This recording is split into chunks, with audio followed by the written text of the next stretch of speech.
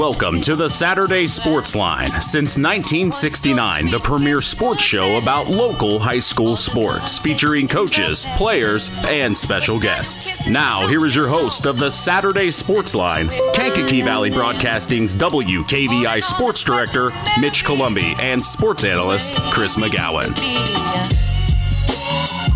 And Miles McLaughlin is in the backfield all alone as he's going to take the snap at the 50-yard line and run it right up the gut immediately. He's going to break away. Oh, my goodness. To the 20, the 15, 10, 5. Touchdown, Miles McLaughlin. And the Knox Redskins score first. A wildcat option there. What a play for Miles McLaughlin. We are back. Back for more from the Pulaski Memorial Hospital studios. This is the longest-running high school sports show in Indiana, the Saturday Sports Line. Mitch Columbi, along with Chris McGowan, we have been renewed, and we are here bright and early on this Saturday morning, August 19th, 2023. What's up, my man? I tell you what, I was sitting here, and it just hit me. It just dawned on me. Our intro song there should have been Back in the Saddle by Aerosmith. I'm just saying. Dang, well, we didn't have time to talk about it.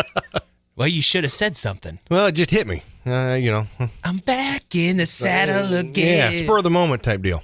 Yeah, I know that song. Well, I'll work it in as one of our outro songs for one of the coaches.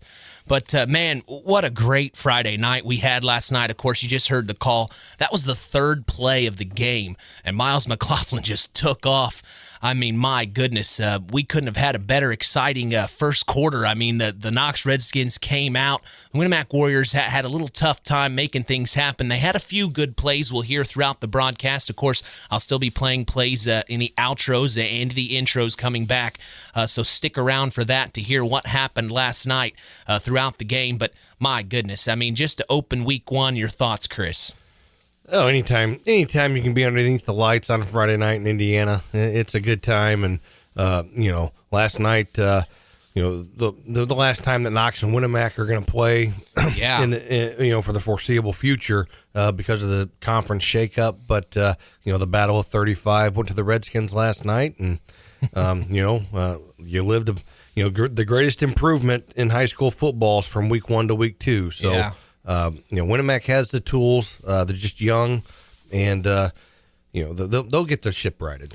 Well, the final was 42-0 as the Knox Redskins beat the Winamac Warriors. Chris just mentioned it's the last time they're going to play. This isn't the first time this happened. I reached out to Tim Roth. He said when both teams had left the Northwest Hoosier Conference back in the day, that was when they didn't play each other that following year. So this isn't the first time they haven't played each other. Winamac went to the Midwest Conference, and Knox joined the Northern State. So a little background there. This isn't the first time, so you never know. They may play once again in the future, but that was the final from our game last night. We look across the way here in Stark County and see the North Judson-San Pierre Blue Jays. Man, they picked up right where they left off, 47-0 over the Culver Cavaliers, a big-time win for them. We'll have a chance to talk with Brett Lambert in this hour. He's second in line now, so he'll be right after Marc here in just a few moments. The South Central Satellites, a tough loss last night. They were in Bourbon, Indiana, facing the Triton Trojans. Tough loss. We will have head coach Buzz Schoff in the house in the second hour to just dissect what happened there. And then, of course, the West Central Trojans picking up a big-time win against the Caston Comets, 24-12. Huge win. We've got Marc on the line. We'll bring in here in just a moment. But I wanted to bring to light some of the other area sports teams that are in action today. The Winamac Cross Country meet is going on right now at Jacob Graff.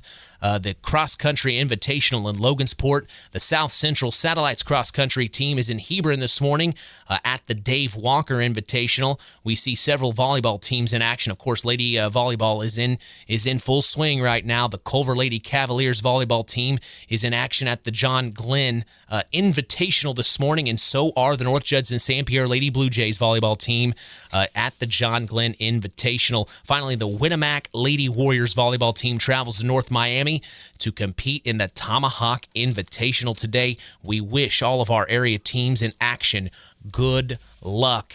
As let's go ahead and bring in head coach of the West Central Trojans, Marc for our first interview of the 2023-2024 season. Good morning, Marc. Glad you're here. How are you? Good. How about yourself? Hey, we're hanging in there, man. You saw your big win. Congratulations. Yeah, picking up right where you left off, Coach. Yeah, thank you. The kids, they played hard last night. There were some times where things weren't going our way, but our kids kept fighting and kept their heads up and kept doing the things that they needed to and made the plays at the right time. Well, just for starters, let's walk us through the beginning of the game. I'm sure there were some jitters out there from both sides. What was the first few possessions like from memory that you can remember to share with us? Yeah, offensively, we got the ball first, and we went a very quick 3-and-out and punted the ball away and forced Caston to go backwards, which was great. And then on a fourth down, they were punting it, but we had gotten them pinned back, so we went with more of a punt and block and left a guy open. But luckily, he wasn't able to get a first down. He dove to catch it, but ended up being about 5 or 6 yards short. So we got really good field position on our second possession. I think we got the ball somewhere around the 30, and we scored 2 plays later. Connor Marlatt took it in 26 yards for a touchdown, and we were up 6-0 pretty quickly. Yeah. And then from that point forward and the rest of the half, nobody scored. There was a few times where we were able to get some plays going. In the first half, I think we ended up with 8 or 9 penalties, and all of those were on offense. So anytime we were making a play, we were getting it called back for some type of penalty, and so that is something we definitely have to fix and get corrected. And it's I think some of it is that we just weren't moving our feet is the biggest one. So we had a lot of holdings. We had a couple movement penalties in there. So it seemed like anytime we started to get something going, it was we ended up going backwards, and we did fumble the ball, and luckily our defense came up with a huge stop. We turned it over, I think, inside the 20, definitely may have even been inside the 15, and the defense was able to make a stop and hold Caston out, and defense did a really nice job in that first half. We were doing a good job reading our keys, and we were being led by Christian Hughes in that first half. For the game, he ended up with 10 total tackles, 1.5 tackles for loss, and a sack. Also had 2 other quarterback pressures. Dre Villarreal from our linebacker position had a great night. He ended up with 12 total tackles, 1.5 for loss. And then Spencer Lehman had a nice night on defense. Ended up with 8 total tackles, had 2 quarterback pressures. Zach Gilger had 5 total tackles on the night, but 2 sacks and 3 quarterback pressures. So we were able to get a lot of pressure on them when they tried to throw it, which was huge. And we had 4 total sacks on the night. So all those things defensively, we were able to put pressure on them and limit the things they were trying to do. It came out in the second half. It was 6-0, and we told the kids at halftime, we would be fine if we would just stop shooting ourselves in the foot. And so we came out in the second half, and Caston got the ball first, and we were able to force them 4-and-out right away. We got the ball around midfield, and I think it was the very next play, we did a little jet to Austin Bolin, and he ended up taking it 48 yards for a touchdown. So we quickly went up 12-0. And then Caston came right back. They got a good kick return, and they went down the field and put one in. And then one of the things that happened a lot last night that was a little bit of a surprise because it felt like we were more in mid-season weather, as nice as it was out there, but we started to get cramps all over the place. So we had, I think on offense, I think every one of our skill guys at some point went down with a cramp in that second half. Jeez. So we were moving people around, and our next drive, we were taking timeouts, trying to get people back in there and getting over cramps. But we ended up, Connor Marlatt found Felipe Bazan on a 22-yard pass. We ran a play action, and Felipe ran a nice post pattern, and we were able to get it to him, and so we got a quick score to strike right back, and now we're up to 18-6. And then Caston, they kept fighting, and Caston's going to get a couple wins this year, going to get a few in there. They are a much improved team. They've got 2 really good inside linebackers, and those guys are pretty good in offense too. And they just came right down the field, and right at the end of the third quarter there, they got another touchdown in, and it's 18-12 as we go into the fourth quarter. But our kids, they kept fighting, and they were able to make another play, and Connor found Josiah Rodriguez on another pass play, and that was a 30-yard touchdown, and we ended up being up 24-12 with about 6 minutes to go. And then we were able to make one more stop, and then we ran out the game by running the football. So it was a nice team win. We had people step up and make plays when they needed to. Austin Bolin in the second half, he had 3 catches for us for 101 yards in the second half. Felipe Vizan had 2 catches for 43 yards in that second half. Then Josiah Rodriguez had, I think in that second half, had about 3 catches for around 45 yards, and they were just timely things that we needed. Caston did a nice job. They took away some of the things we wanted to do offensively, running the ball, but we were able to find other ways to be able to move it. So overall, it was a really nice team win. We need to fix some issues. Penalties is number one. We ended up having 13 penalties on the night, so that's something we've got to address real quickly, because we can't have those staying around, because that's not gonna win us football games down the road. So am I seeing this right? Connor Millat was 12 for 12 last night throwing the ball? He was. Now, Some of those you got to remember are your Jets. The little pitch but forward. We did, and people are probably going to be surprised. We did throw some down the field passes, and they were complete. So we did nice. We did a nice job throwing the ball, and Connor was on rhythm throwing it, so it looked good. He ended up with 211 yards passing last night and 3 touchdowns. Right. Nathan Welter and I would argue that's not a pass, Nathan. It's just a little flip forward, But hey, in the stats it goes officially. If you drop it, it's incomplete.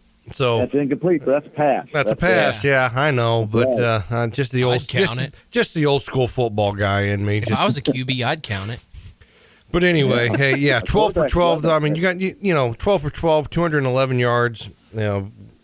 Just shy of 18 yards per completion. If you take away the run, it looks like West Central is going to be more than one-dimensional this year. Yeah, we were able to we ran for over 100, just barely, but we had some things we got to fix up there on the front line and be able to get back at it. Caston did a nice job of trying to take away some of the things we were doing. Their 2 inside backers were flowing around really well last night, and they're both seniors, and they've played a lot of football for Caston, so I think they're going to be in pretty good shape. All right, Coach. Next week, you got the Lake Station Edison Eagles coming to Francisville. What do you know about Lake Station? Watched a little film this morning on them. I don't think they have as many athletes as they did last year. I don't think they have as many kids on the team as they did last year. It looked like they were struggling a little bit against South Newton, so we're going to have to find some of the things that looked like that South Newton was doing and try to emulate some of that with our offense, even though we're not, very similar offensively. There's some concepts in there. It looked like they had a really good defensive tackle. It looked like he was pretty good size and did a nice job of causing some issues up front. So that's something we're going to have to look at and figure out how to take him out of the game, or at least limit what he's doing in the game. But it's going to come down to just eliminating some of those mistakes we had, especially penalties, and then making sure we are focusing on what we can control and moving forward with everything. Well, I mean, if he's playing defensive tackle, you run that option game, Coach. You just don't block him. Read him. Make him wrong every time. That's what we like to do a lot is find out who the best one is and try and make him the read all the time, and then go block everybody else. Exactly, yeah. Well, we can't block him even on a good day. We're not going to be able to block that guy, so let's just not block him and let's read him and make him wrong every time. Yeah, that's what we tell our guys. If we do it right, and then defense should be wrong every play. So hopefully we can find that out and get it taken care of. Well, Coach, I got to ask, from last night's game, was there anything that you were – it sounds like you were pretty overall happy with last night's win. What's some things that you definitely know you got to work on before you get back to week 2 next Friday? Well, definitely penalties. One of the things we addressed at the end of the game, because we ended up with 13 penalties for 88 yards, and what we classified them as was kind of tired or lazy penalties, because they were holds because we weren't moving our feet, so we were reaching. We had a couple motion penalties because we had either people weren't set or we had two guys in motion. So those were we're feeling tired, whatever the case may be. So those penalties we got to fix and get rid of. We tell them that if we get aggressive penalties, that's one thing. But these were more. We got to take care of that, and we can't have our feet stop when we're trying to block people. So that's something we got to fix. We got to get those taken care of. Some of our communication up front, we got to get it worked out a little bit better, because we got to be able to run the football better than what we did last night. So those are the two biggest things. Probably the third thing would be coverage-wise. We were there on things, but we got to play the ball a little bit better. So those would be the top three things that we got to work on as we go into week 2. Well, Coach, I sure do appreciate your time this morning and hopping on here. It means a lot. Week 1 already behind us. Good luck next week against Lake Station for your first home game.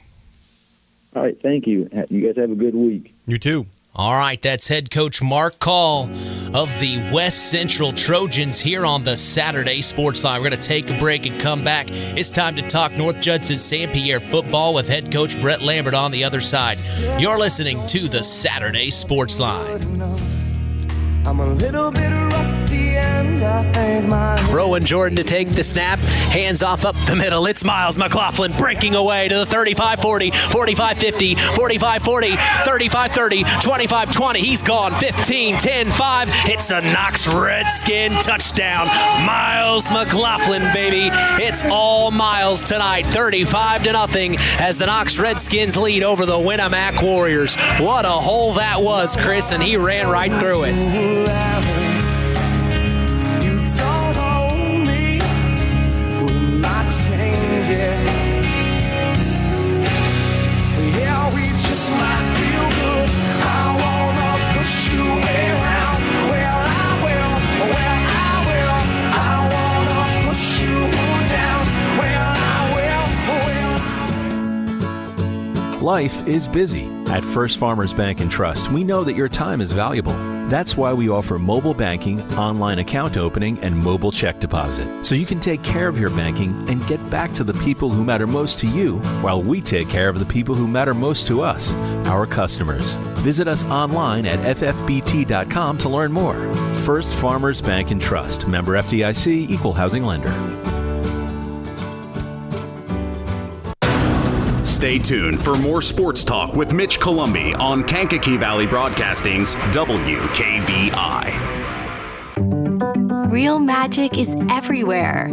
It's in your mom's cooking, in 4-hour dinners with friends, in that first bite of something new, and in the fizz of a Coca-Cola. Now with so many options for less than $5, the Coca-Cola Value Collection will help you make the most out of every magic moment for so much less. Taste the magic for less with Coca-Cola.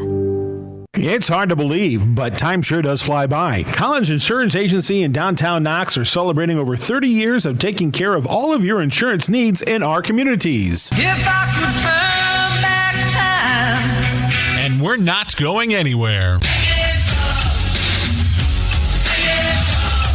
Stop in and see Jim and the crew at Collins Insurance Agency in downtown Knox.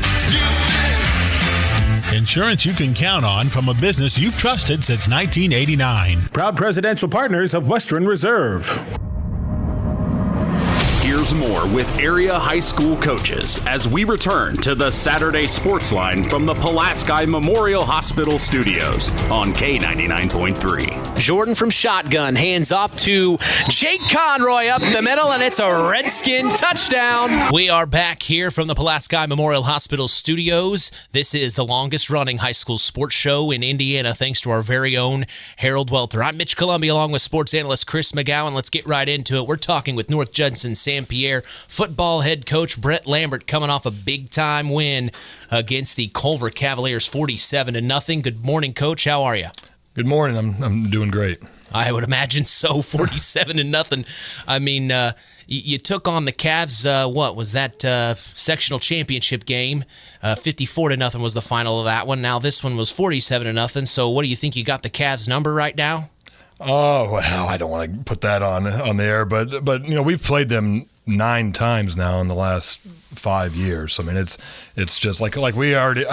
I mean, sectional draw doesn't come out for 8 weeks, but we know we're going to play them at some point. I mean, because that's just the way it's been. Right. But no, it's an opponent that we know well, and their coaching staff knows us very well, and I think they put together a good plan against this. I just think we have some really good players. The coaching staffs might be a draw, but the players, I think on our side, we got some guys, and they delivered last night and in a big way. It was a pretty fun night. Well, we looked at each other. Looked at each other like, you want to ask the question? I'll ask the question. All right. So talk about some of those guys. One thing that I was really pleased with is Josiah McDaniel had his first start at quarterback, really ever in a real game, and just had a fantastic night. He wasn't perfect by any means, but nobody is in the first game, coaches included, officials included, everybody. But he was 5 for 7, 127 yards passing, 2 touchdowns, and and that was all in the first half. He completed his first 5 passes, but then the last 2, we were trying to do something at the end of the first half, threw some long balls, they were incomplete. So that's probably not completely accurate for how he performed. I mean, he looked really good, comfortable in the pocket, just did a good job managing the game. And then when you have Brock Benson to hand the ball off to, and Cole Wilcox and Trey McGowan, that's a heck of a backfield there. So we ended up with 469 yards of total offense. I think we allowed 81 to Culver. So, the defense did awesome. Danny McGowan does a great job with that. But what I liked, just out of the backfield, those guys, there was a lot of balance. We don't have one guy that's going to do it. And all those guys I just mentioned, they could do it for a team. They could be the guy. And at times this year, they will be the guy. Wilcox had 89 yards rushing. He had a 52-yard touchdown reception with 3 touchdowns. Trey McGowan had 58 yards rushing. He had 3 receptions for 63 yards. He had a touchdown. Josiah, I already said about the passing, but he had 32 yards on the ground and a touchdown on the ground.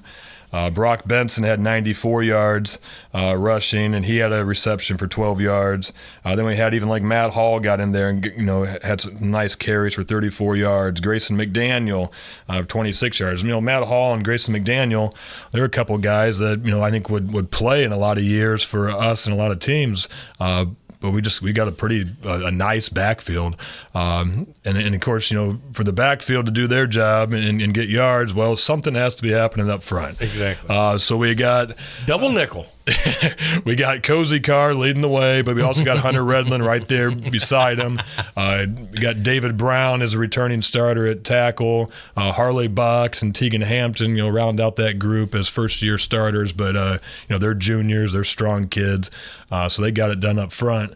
And really, as well as our backfield played, and they did, I had to really yell at them at halftime a little bit, or just encourage them at halftime that, the linemen, there are some holes there, but the lineman can't keep a hole open forever. So you have to get through, especially the way we run our offense. You need to get the handoff. Let me go back a step. If you're the lead blocker, you need to get through that with the linemen they're creating up front, get through the gap or the hole, block your guy, and the back needs to be 100 miles per hour right behind it. We're not having a zone scheme. We're kind of looking for that opening. No, the opening's going to be there, and you need to hit it. And then you can do your little dance and shiftiness and all that stuff once you get through it.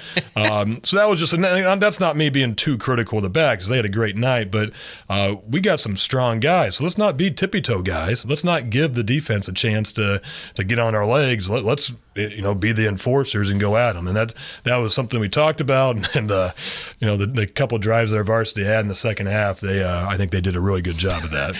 They kind of got the message, evidently. Yes, I would say so. How about defensively? Anybody surprised you last night with their performance defensively? I don't know about surprises, but just all around, the D-line, again, some of these names are going to be the same. David Brown, Hunter Redlin, Cozy Carr. You can throw in Grayson McDaniel did a good job. He just got moved to D-line a week and a half ago, maybe, and he's really picking it up. A strong kid as a sophomore, and he's got some speed too. I really like having him there. Nice contrast to the rest of the guys, to be honest. And then linebacker, Cole Wilcox, Sam Holland, Brock Benson. And then defensive backs, we got Josiah McDaniel, Trey McGowan, Noah Radtke, Damian Frazier. That whole group just did a fantastic job. I really like, they all played great, but like Noah Radtke had a hit or two last night, and Noah's not a big kid. He's a first-year starter. He's a wrestler, but man, he laid some sticks and he loves it. I mean, he has fun out there. I like watching him play, and it's fun watching all those guys, just the energy they bring. Cozy Carr probably brings as much energy as anybody on our team. I mean, he comes over to the sidelines all cranked up, and it's awesome.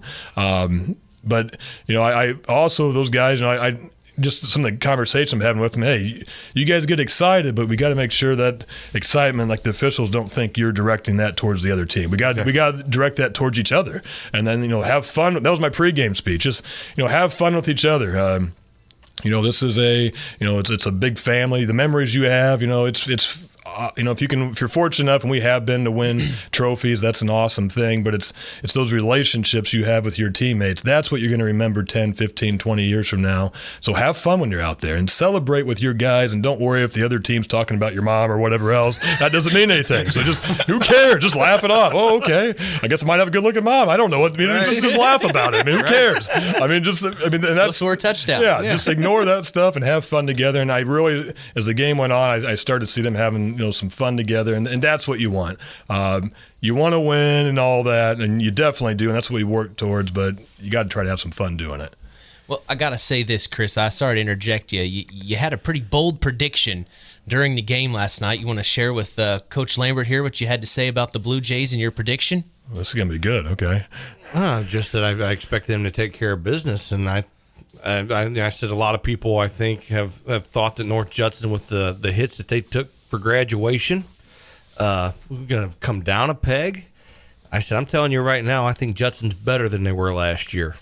Well, I'm not going to go that far yet because we got a ways to go, but it's funny, as we were about to enter the field, 2 minutes before the game, and I can't remember exactly how I said it, but I jokingly said to the guys, "Hey, you guys aren't any good. You guys lost all those seniors last year. You guys are no good."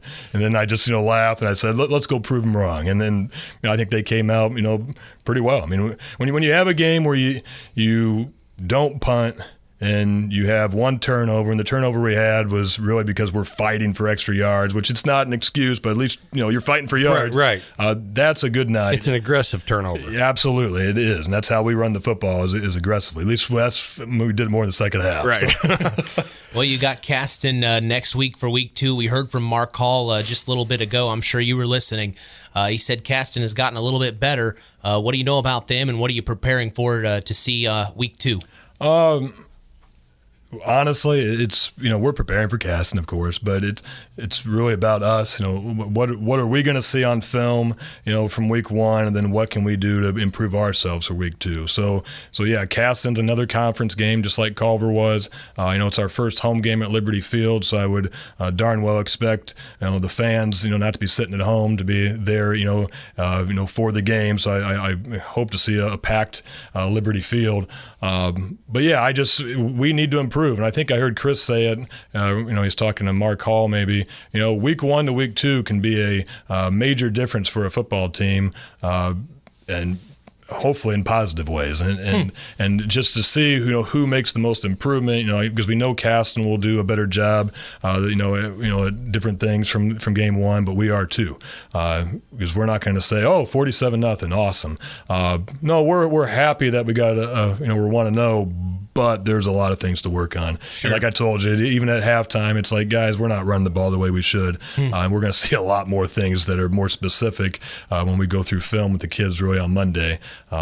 Yeah, I'm excited. This is great. It's high school football. It is right. great. Oh, Friday Night Lights. I was about to say, I just feel like I'm having a deja vu moment sitting here watching you talk. I was like, I feel like we were just here the other day doing this for last season. I just don't know where time went. It seems like you're right, but it's nice to get back out there on Friday nights and just, like I said, just to have the kids out there, seeing the fans packed with Blue Jay fans or the stands packed with Blue Jay fans. I mean, it was just it's just great. It gives you goosebumps, thinking about it. It's fun to be a part of. So, your biggest concern going into week 2, the biggest thing that you have to improve, are your running backs hitting the hole hard? Is that no? Because here's what I want to see. I want to see us just come out of that locker room on fire. Right. I mean, I want to see us, because we didn't. It was 7-0 at the end of the first quarter against Culver, and then again, that's credit to them. But I just want to see us on it. I want to see us going from the get-go, because when we've been in some big games over the last couple of years, and if you don't come out on fire in a big game, you're done. You can't say, we're gonna, when you're in a semi-state game, we'll pick it up in the second quarter, third. No. You're not there from the beginning. It's game over. So I'd like to see us just like our hair's on fire, and we're getting after it from the opening snap. That's what I want to see this Friday. All right, one quick question: special teams, how'd that go last night? Because that's always the biggest question mark going into week 1. Like, you want to be a net positive in all three phases. I think we got a little work. It's not that we did a bad job. It's just that I would call it a wash, and I don't like to be a wash. I'd like to be a positive. Now, we did have to open the second half. Our kick return, Josiah McDaniel about took it to the house, and I think that kind of went right along with my speech about hitting the holes hard and stuff. But yeah, we got some improvement to make. But I'd say every coach right now is saying the same thing. Right. Well, we are back in action, and we're so excited for the North Judson-San Pierre Blue Jays. Glad you could come in and chat with us this morning, Coach. It's always an honor. Hey, thank you, guys. I really appreciate it. Absolutely. That is head coach of the North Judson-San Pierre Blue Jays, Brett Lambert, as they are rolling along here in week 1, 47-0 over the Culver Cavaliers. Hey, we're back in the saddle again. As Chris said just a moment ago, this is the longest-running high school sports show in Indiana, the Saturday Sports Line.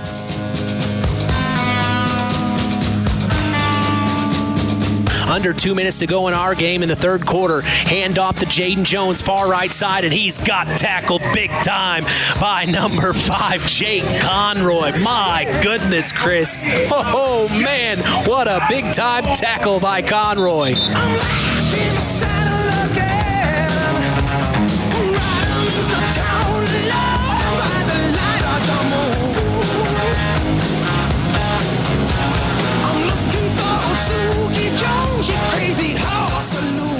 Since 1936, Standard Plumbing, Heating, and Air Conditioning have always taken pride in doing the job right. Third-generation owner Brian Hammond and his family have always set the standard when it comes to taking care of all your heating and cooling needs. Making your home a comfortable home is the absolute top priority. If you are uncomfortable in your home, give them a call at 574-936-4660. Follow them on Facebook. Let Standard Plumbing, Heating, and Air Conditioning help you take control of your comfort. Stay tuned for more sports talk with Mitch Columbi on Kankakee Valley Broadcasting's WKVI. Real magic is everywhere.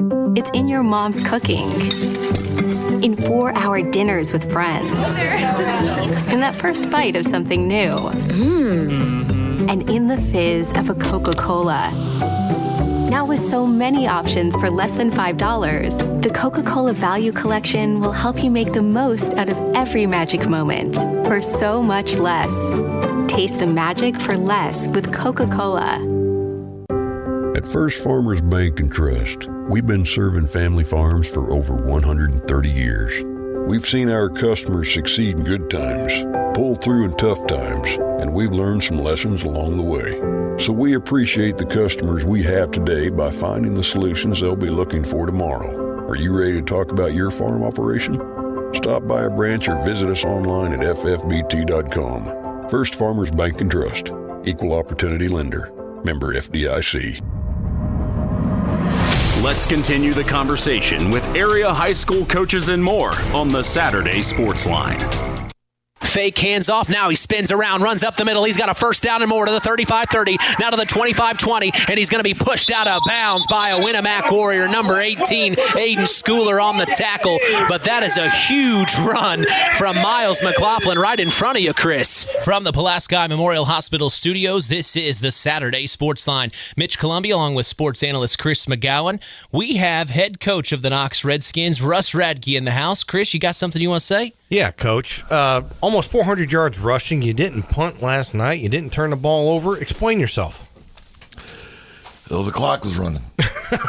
And you play a game as physical as we did from the beginning to the end. I think it's really gives the boys an opportunity to have fun. And that's what we were looking for last night.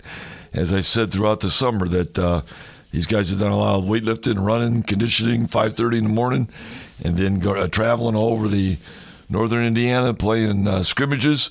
And last night was time to have fun and just enjoy the opportunity to be out there on the field. And there's a lot of guys that played, that got that opportunity.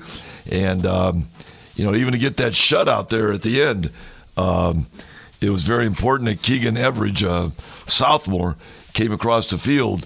You kick off 7 times or whatever it was, there's going to be something that the other team's doing well. And he made a saving tackle, that's the type of attitude we have to have from a lot of guys all the time. And then on the offensive line, Lucas Skelly came in in the second half, a junior, and got the big block of the night. That popped one of the big touchdown runs. So these type of things like this, where people coming in, getting their opportunity, knowing that their chance is going to come, it really paid off.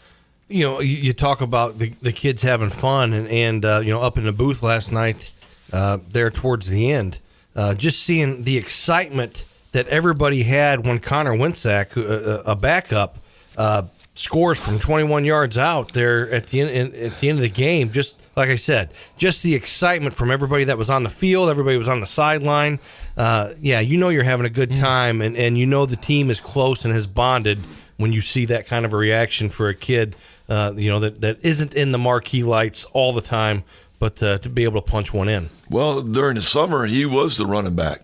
So he was doing it all summer long in June and July at our team competitions and so forth, because the Jake and McLaughlin didn't get to play. Last night was their first action. Yeah. So that type of thing, to see him being able to – now, of course, he started on defense. Right. Okay, and played a great job out there, Connor did, of his assignments and so forth there. But he did run a few people over, and he did knock it in from about 15 yards out, and he was very excited, and that's why the team and everything was excited for him, too, to know that he's going to have to play a role somewhere during the season also when it comes down to the short yardage downs. When I look at this Knox Redskin team, it's very reminiscent of last year. It looks like Rowan Jordan stepped in and filled the shoes of an exiting Cohen Watson. Talk about what you saw from Rowan Jordan taking snaps for you. Well, he only made one major mistake, and he recovered the fumble that he tried to force into a play that he got countered in and so forth. And Winamac was right there. I mean, they stuffed us up and so forth, but he should have just. Sometimes you got to realize that one or no yards is better than to give it away. Right. And I think him having done that and attempting to do something that he shouldn't, try to. Exceed the opportunity is what I'm trying to say, and didn't recover the fumble, and then he was back in on the flow. He did a good job on his passing game, but the biggest thing is most people just don't see it out there is the audibles that have to go on. And being able to talk to Tyler Radtke instead of me, that's something different too, He knows that he's got a lot of pressure on his shoulders, and then he alternates at the quarterback with McLaughlin.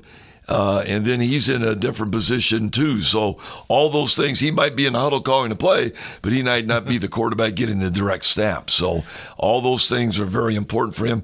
And once we give him a play, you can see his mind thinking, okay, I got to change this to that. I got to correct the line block, and they got to know which way to go. And all those things get added together. He had a great night. I was talking to your son, Bo, right before the pregame started. I saw him when I was trying to get your pregame interview, and I said, well, I guess you and your brother Tyler must get along with your dad, Russ. You guys must all get along. And he goes, well, we just all love football. That's the one common denominator. That's probably true. They're probably the only one that can usually the numerator going on with the denominator is my wife. So Mom gets us all back on the right direction and realize who you are, what your responsibility. But yeah, you're right. They've all played the game, and that's why they're very, we're really glad that Bo's in our coaching, and this same thing has to go on continuously. And I think we're a little ahead of the game of where we were last year at the beginning. Mm-hmm. And if we can keep that type of thing going, these kids really came out. Of course, that's maturation. The seniors that played last night, and the defense, as well as they were able to adjust. 15 different people had tackles during the game. We were led by Logan Taylor, and then, like you said, Connor a couple minutes ago were our two leading tacklers. But everybody has to be at their right spot. They might only have 4 tackles or less, but they have to be able to realize that I have to sit there and wait, and I have to find out when my time is to try to fill into a good defense. Well, yeah, the importance of the front four, being able to take on that double team that allows your linebackers to make the proper read and to allow them to flow freely, up front. Winamac, I was shocked, and I said it in the pregame. I was actually impressed with the size of what they had up front, but you up front offensively and defensively, your front still was able to dominate, like you said, and coming out and playing physical like you were. Just really took it to them, and you kept them off balance defensively. I mean, you had a great mixture inside, outside, and just had them on their heels all night. Well, they were calling a good. They had a couple rocket screens and sideline things coming in that you got to prevent it from executing properly, and that's where one of the interceptions almost occurred on the third play of the game offensively for them. If they'd have got that off, it might have been some pretty good yardage there because it was set up quite well. So overall, Winamac's still doing the right things to get their program and their offenses going. And they ran some offensive situations that we hadn't adjusted to earlier. From the fact of scouting and being prepared, and for our defense to readjust and do the right thing at the right time. It's all running gears and so forth, of entanglement of how to take place. And then you realize that even when you watch a college game or pro, if they can execute the play to the full time for the seconds or whatever you want to do, a team can be pretty good. Yeah. And, if you don't disrupt that passer or that mechanical thing that they have done in practice, it's going to be tough to try to stop. And so that's what I was really impressed with how well our young guys were able to do a good job there. Okay, going from week 1 to week 2, what's the biggest area that you need to stress in practice this week for the Redskins?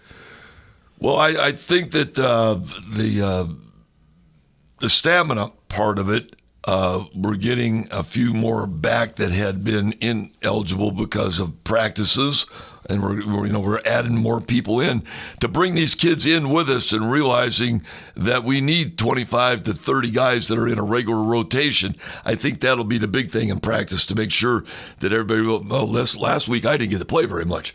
I didn't get in down the distance like I thought. All of a sudden this week I'm starting, and I'm going to be playing a lot. Wow. Because of the formations or what our opponent did. Right.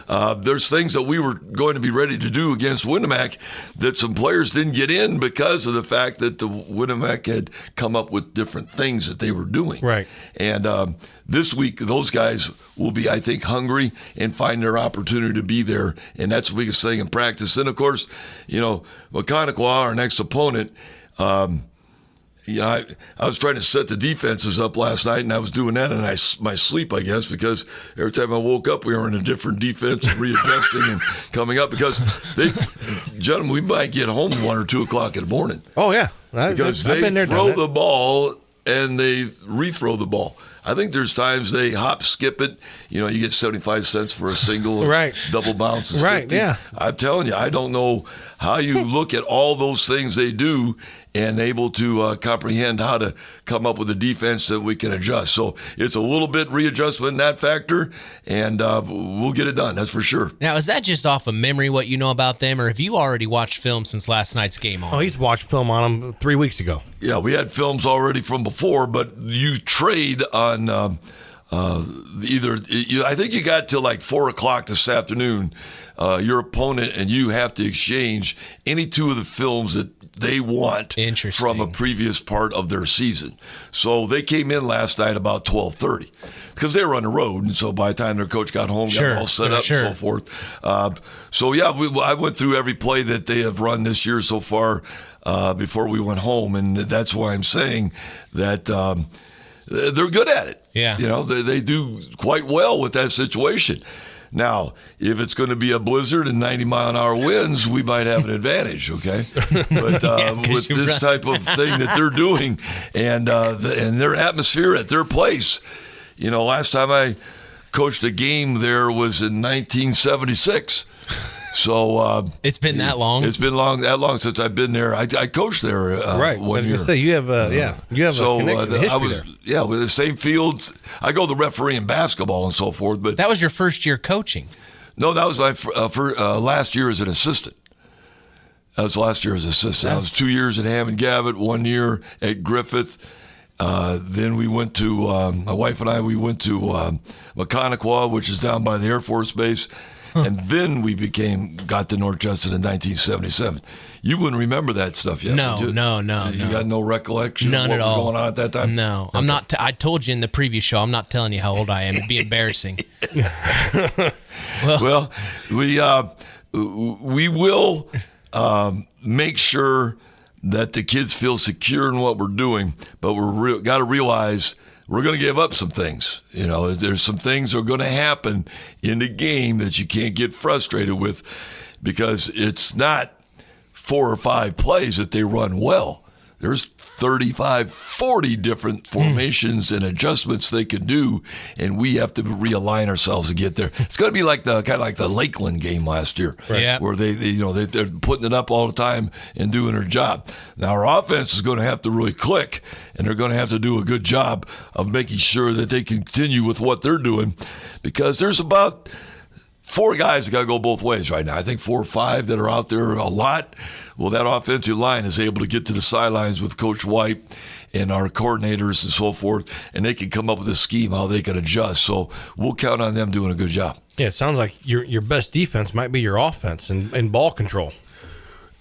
Well, I don't know how much control there is if we're scoring as much points as we can. Well, yeah, you know? I understand that. Coach right. is screaming, my God, a couple more plays, Coach. Can we have a break, Coach? See, slow it down, go down. But as you said, you know, being able to come out and get 419 yards total offense as a team is an effort that's group-oriented, and they have to be able to do that to give our defense that attack mode like they do, because it's for them to feed on each other is what I'm saying. If you were at the game, you should be there. Right. I don't know why you wouldn't have watched it, because I heard the broadcast wasn't very good, okay? And, didn't really tell what it was like. And if you really want to see what's going on, you got to be there, all right? Well, I've always been told. But that's your first game. We got to go to commercial break. Well, I've always been told that the game on the field is a lot different than the one you're hearing in the booth. The only advantage you got is those people at home can't say, those guys have no idea what they're talking about, because I'm here and I can see on TV exactly what's going on. A lot of those things you guys make up and go along the line really puts the excitement to it. But no, it definitely is something that is enjoyable, and I think it's great to see the atmosphere that can be done, and Stark County football is right at the top right now. All I know is after a comment like that, we're putting a stop payment on that check that he wanted. Yeah. Yeah, well, It won't be the first one I didn't cash. I know that. Well, Coach, I appreciate you coming in. I'll get you the game recording. That way you can attach it to the video so you can know exactly how good we are. Okay, we used to do that with Harold Welter. I still have I referee a lot of places in the state where I got to drive 2 hours or whatever, and a lot of time I throw that little tape in there. Just to hear it, reel-to-reel little tape. What's those things called? You got me. That's before. I got a car that still could play those, and you could still hear. You talking 8-track? No, not 8-track. I got some 8-tracks though with some country western on them, but we definitely have that opportunity to put those two things together, which is exciting for sure. All I know is I love when it's basketball. When it's basketball season, I love walking into a gym and seeing Russ across the way because, first thing he does is come over and tells me I got to sit down and shut up. I love it. And that's when we're shaking hands. Right. But, I'll bring an 8-track box in and show it to you. See if we can look at all those. And see we actually got some right there against the wall. You do? That's pretty neat. Coach. Can you play them here?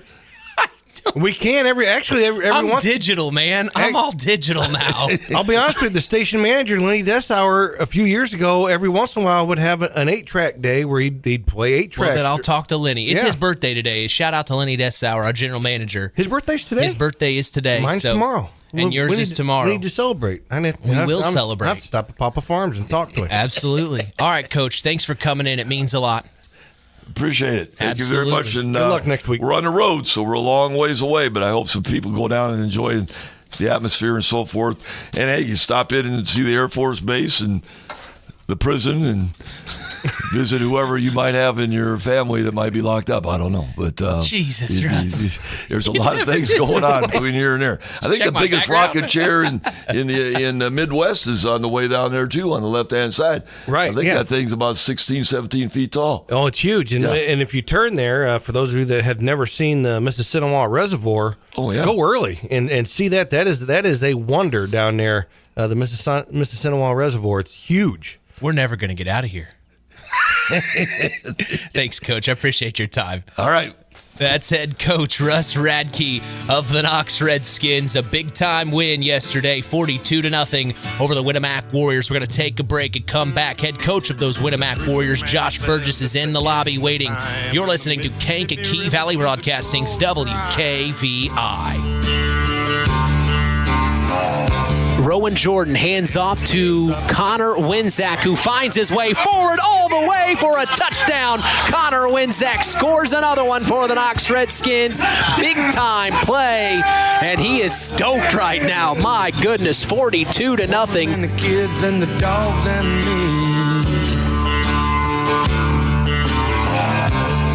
I got a shotgun, a rifle, and a four-wheel drive, and a country boy can survive. At First Farmers Bank and Trust, we've been serving family farms for over 130 years. We've seen our customers succeed in good times, pull through in tough times, and we've learned some lessons along the way. So we appreciate the customers we have today by finding the solutions they'll be looking for tomorrow. Are you ready to talk about your farm operation? Stop by a branch or visit us online at ffbt.com. First Farmers Bank and Trust, Equal Opportunity Lender. Member FDIC. It's hard to believe, but time sure does fly by. Collins Insurance Agency in downtown Knox are celebrating over 30 years of taking care of all of your insurance needs in our communities. If I could turn back time. And we're not going anywhere. Stop in and see Jim and the crew at Collins Insurance Agency in downtown Knox. Insurance you can count on from a business you've trusted since 1989. Proud presidential partners of Western Reserve. You're listening to Mitch Columbi and Chris McGowan on Kankakee Valley Broadcasting's WKVI. Gearhart from shotgun.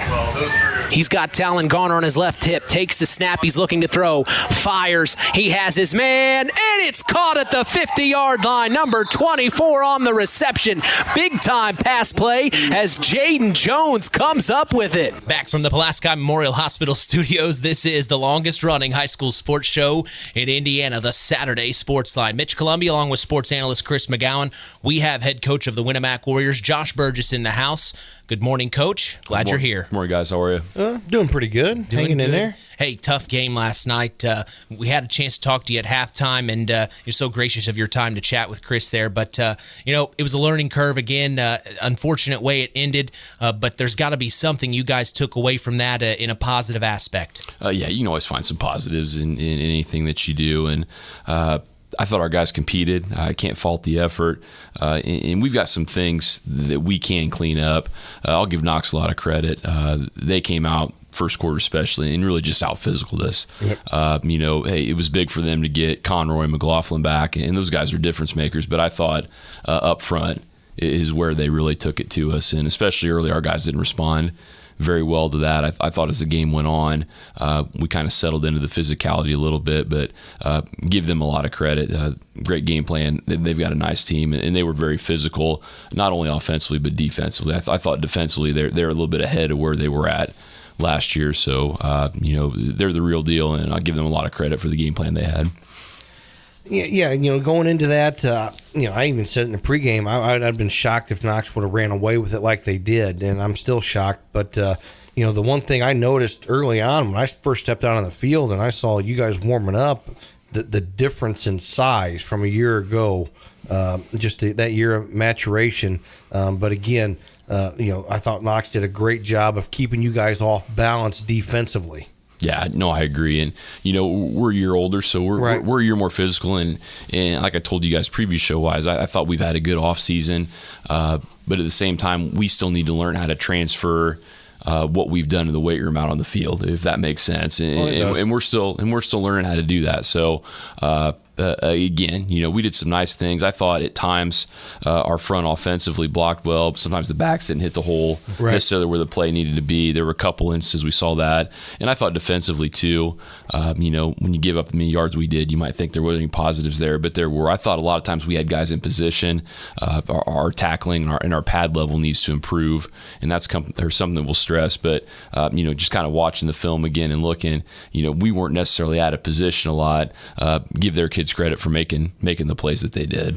And Knox was physical and they pushed you around a little bit, but a lot of that has to do, and you said it early on in the first quarter, and I believe it was you. I was standing on the sidelines and I heard you yell, "Hey, lower your pad level." And for people at home that don't understand what that means, in football, low man wins. It's all about having that leverage, and I think your kids started to learn that as the game went on, and you could see that.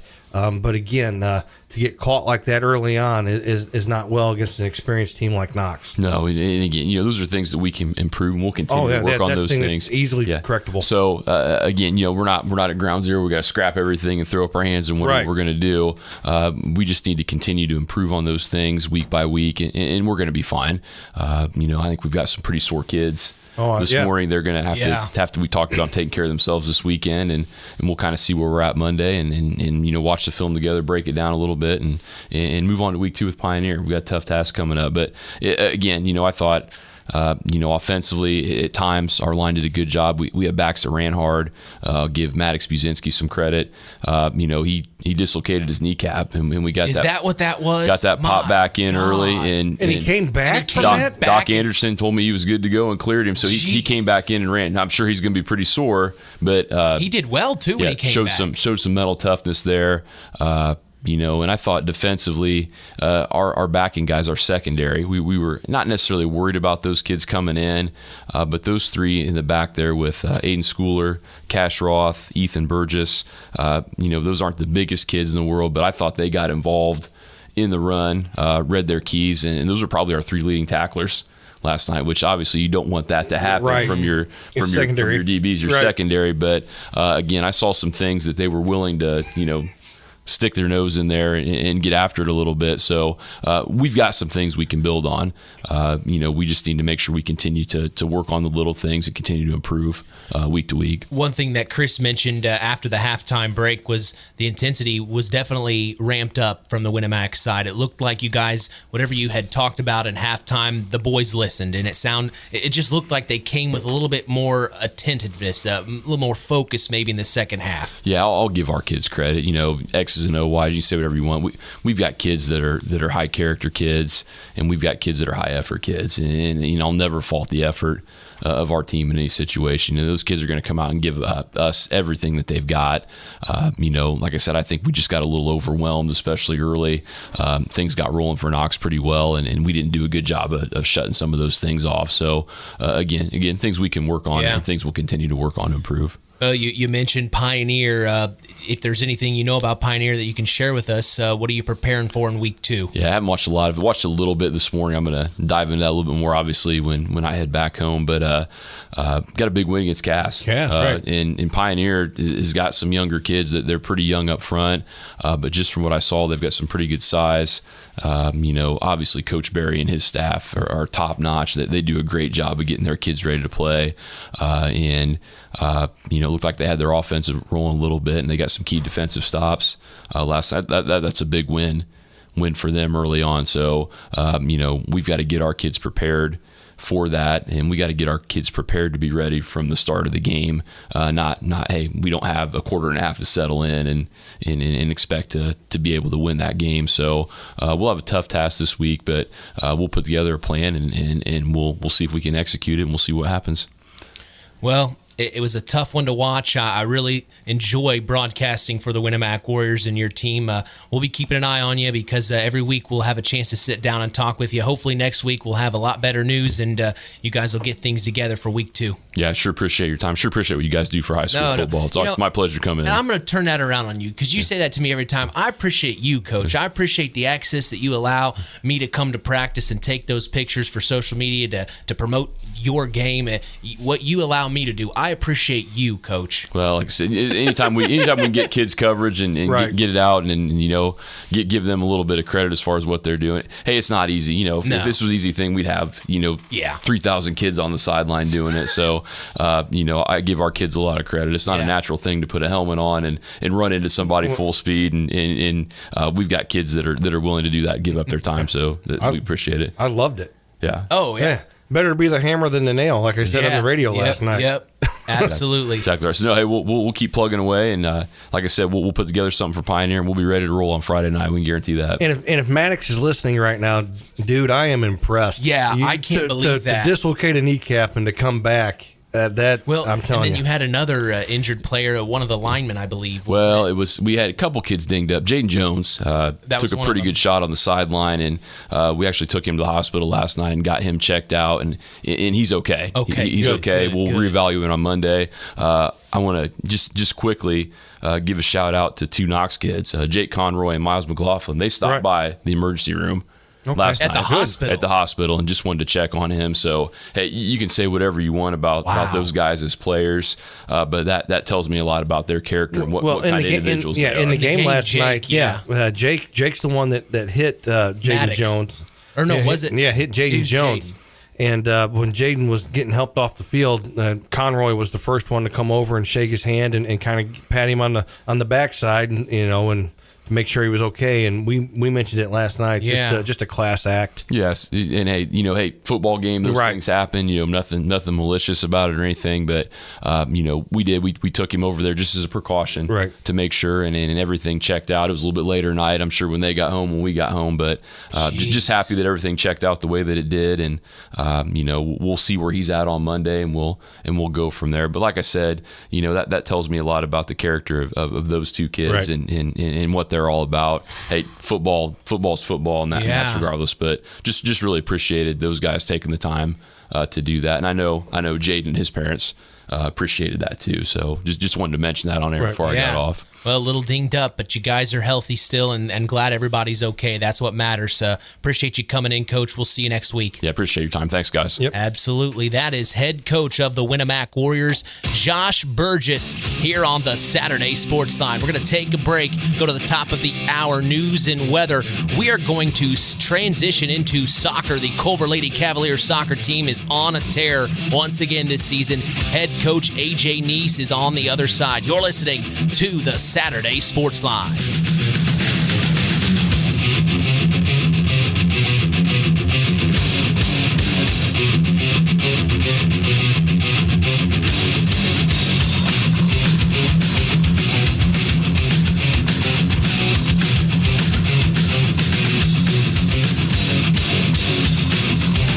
From the Pulaski Memorial Hospital Studios, quality care closer to home. You're listening to WKVI FM 99.3. Knox, North Judson, Winamac, playing the best of Vinyl Gold, a service of Kankakee Valley Broadcasting. Fox News, I'm Ann Carrick. Heavy rain and lots of it expected to drench parts of the Southwest starting over the weekend. It's all thanks to Hurricane Hillary. Prepare to shelter in place during the storm.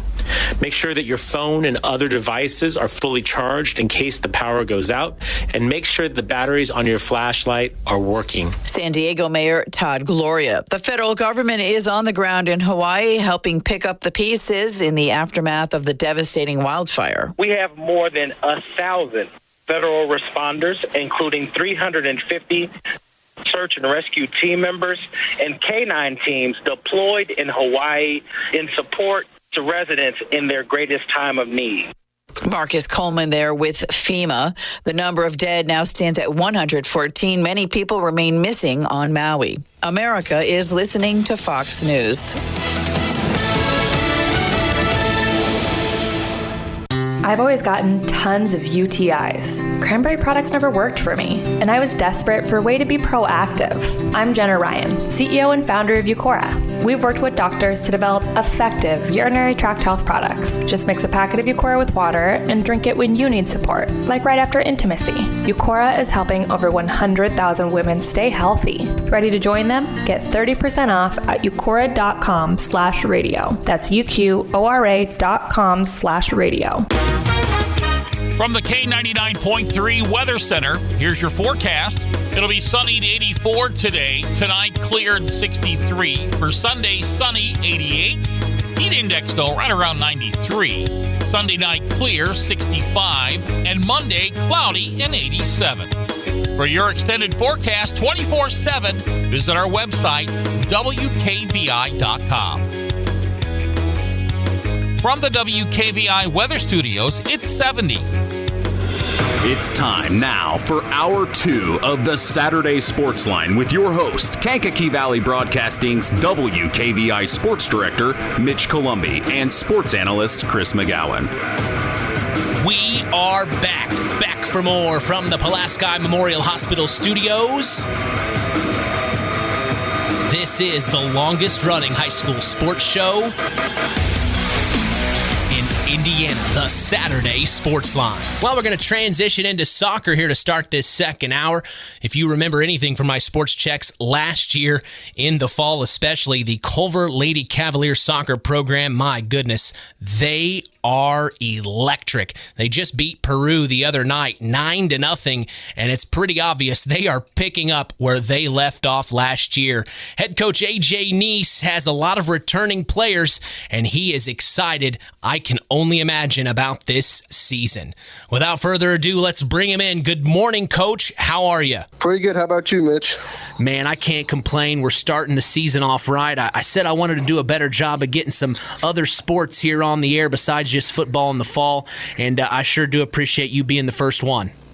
Always, man. I appreciate you having me. Well, let's talk about this team. In fact, last year during my sports checks throughout the week, I kept getting your scores that you'd send to me through email, and I had to scratch my head at when I'd look at these scores. It's unbelievable. And talk about this team as a whole, maybe just a little bit of what they did last year and then carried over into this year. Well, last year we had, I think, seven seniors, but only 2 of them played with me all 4 years. Kaylee Hamilton and Abby Casella, and we lost those 2, and a lot of the girls thought it was game over for this season. Like, okay, we just lost our midfield and one of our top defenders. And I just kept preaching to them all summer that the program that we've built the last 5 years that I've been here is not rebuild, it's retool. Who's next up? Who's next up? And it's awesome. We have 25 girls this year, all willing to work, and they've all been here all summer long since early June. And I can't be happier. Well, and of course, I mentioned Giselle Villegas and Cassidy Banks. Giselle Villegas, I mean, she scores at will almost, it seems like, Coach. Yeah, it seems like any time that I'm looking for a goal, it's, okay, the ball's at Giselle's feet. Okay, I can almost turn my back like Steph Curry and be like, okay, it's going in. Wow. Wow. I mean, and the confidence that must give to the rest of the team. Talk about how that trickles down and provides a little energy for everybody else. Oh, they all understand that once she has the ball, it's going to make it easier on them. That she creates so much offense for us that the defense is going to shadow to her so much, and she's a willing passer. I think she has 60-something assists on her career. My goodness. And she loves getting her teammates involved, and it makes those younger girls, some of those freshmen that I have, it makes their job easier because it's going to be one-on-one with a goalie because she's taking up so much defensive pressure. Well, you talked about the graduating Hamilton, and now Cassidy Banks looks like she stepped into that position where her and Giselle are working well together. I see in the 15th minute just the other day against Peru, Giselle Villegas assisted Cassidy Banks both goals.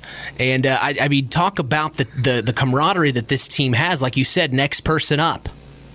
Yeah, those two, they're like a well-oiled machine. They've been playing together for I don't know how long, and I've said it in the last couple of years that I've had a 2 or 3-headed monster out there, and it's really hard for some teams to stop because if one of them, they're both willing passers. If one of them doesn't have a shot, they're willing to give it up to the other one.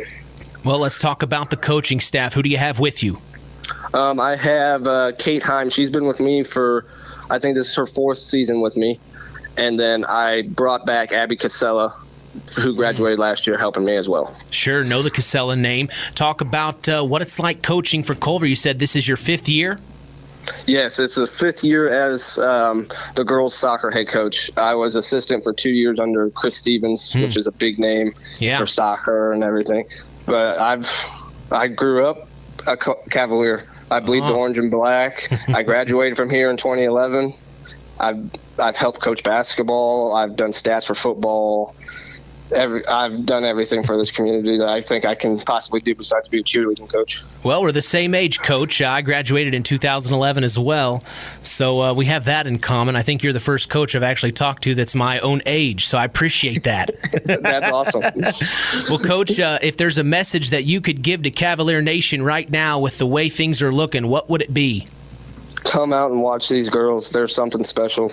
It's going to be a fun season with a lot of wins, and obviously in the first 2 games, a lot of goals. So get out and watch them. Well, and I also know that you guys do a good job of keeping everybody up to date on social media. You want to plug your social medias for us?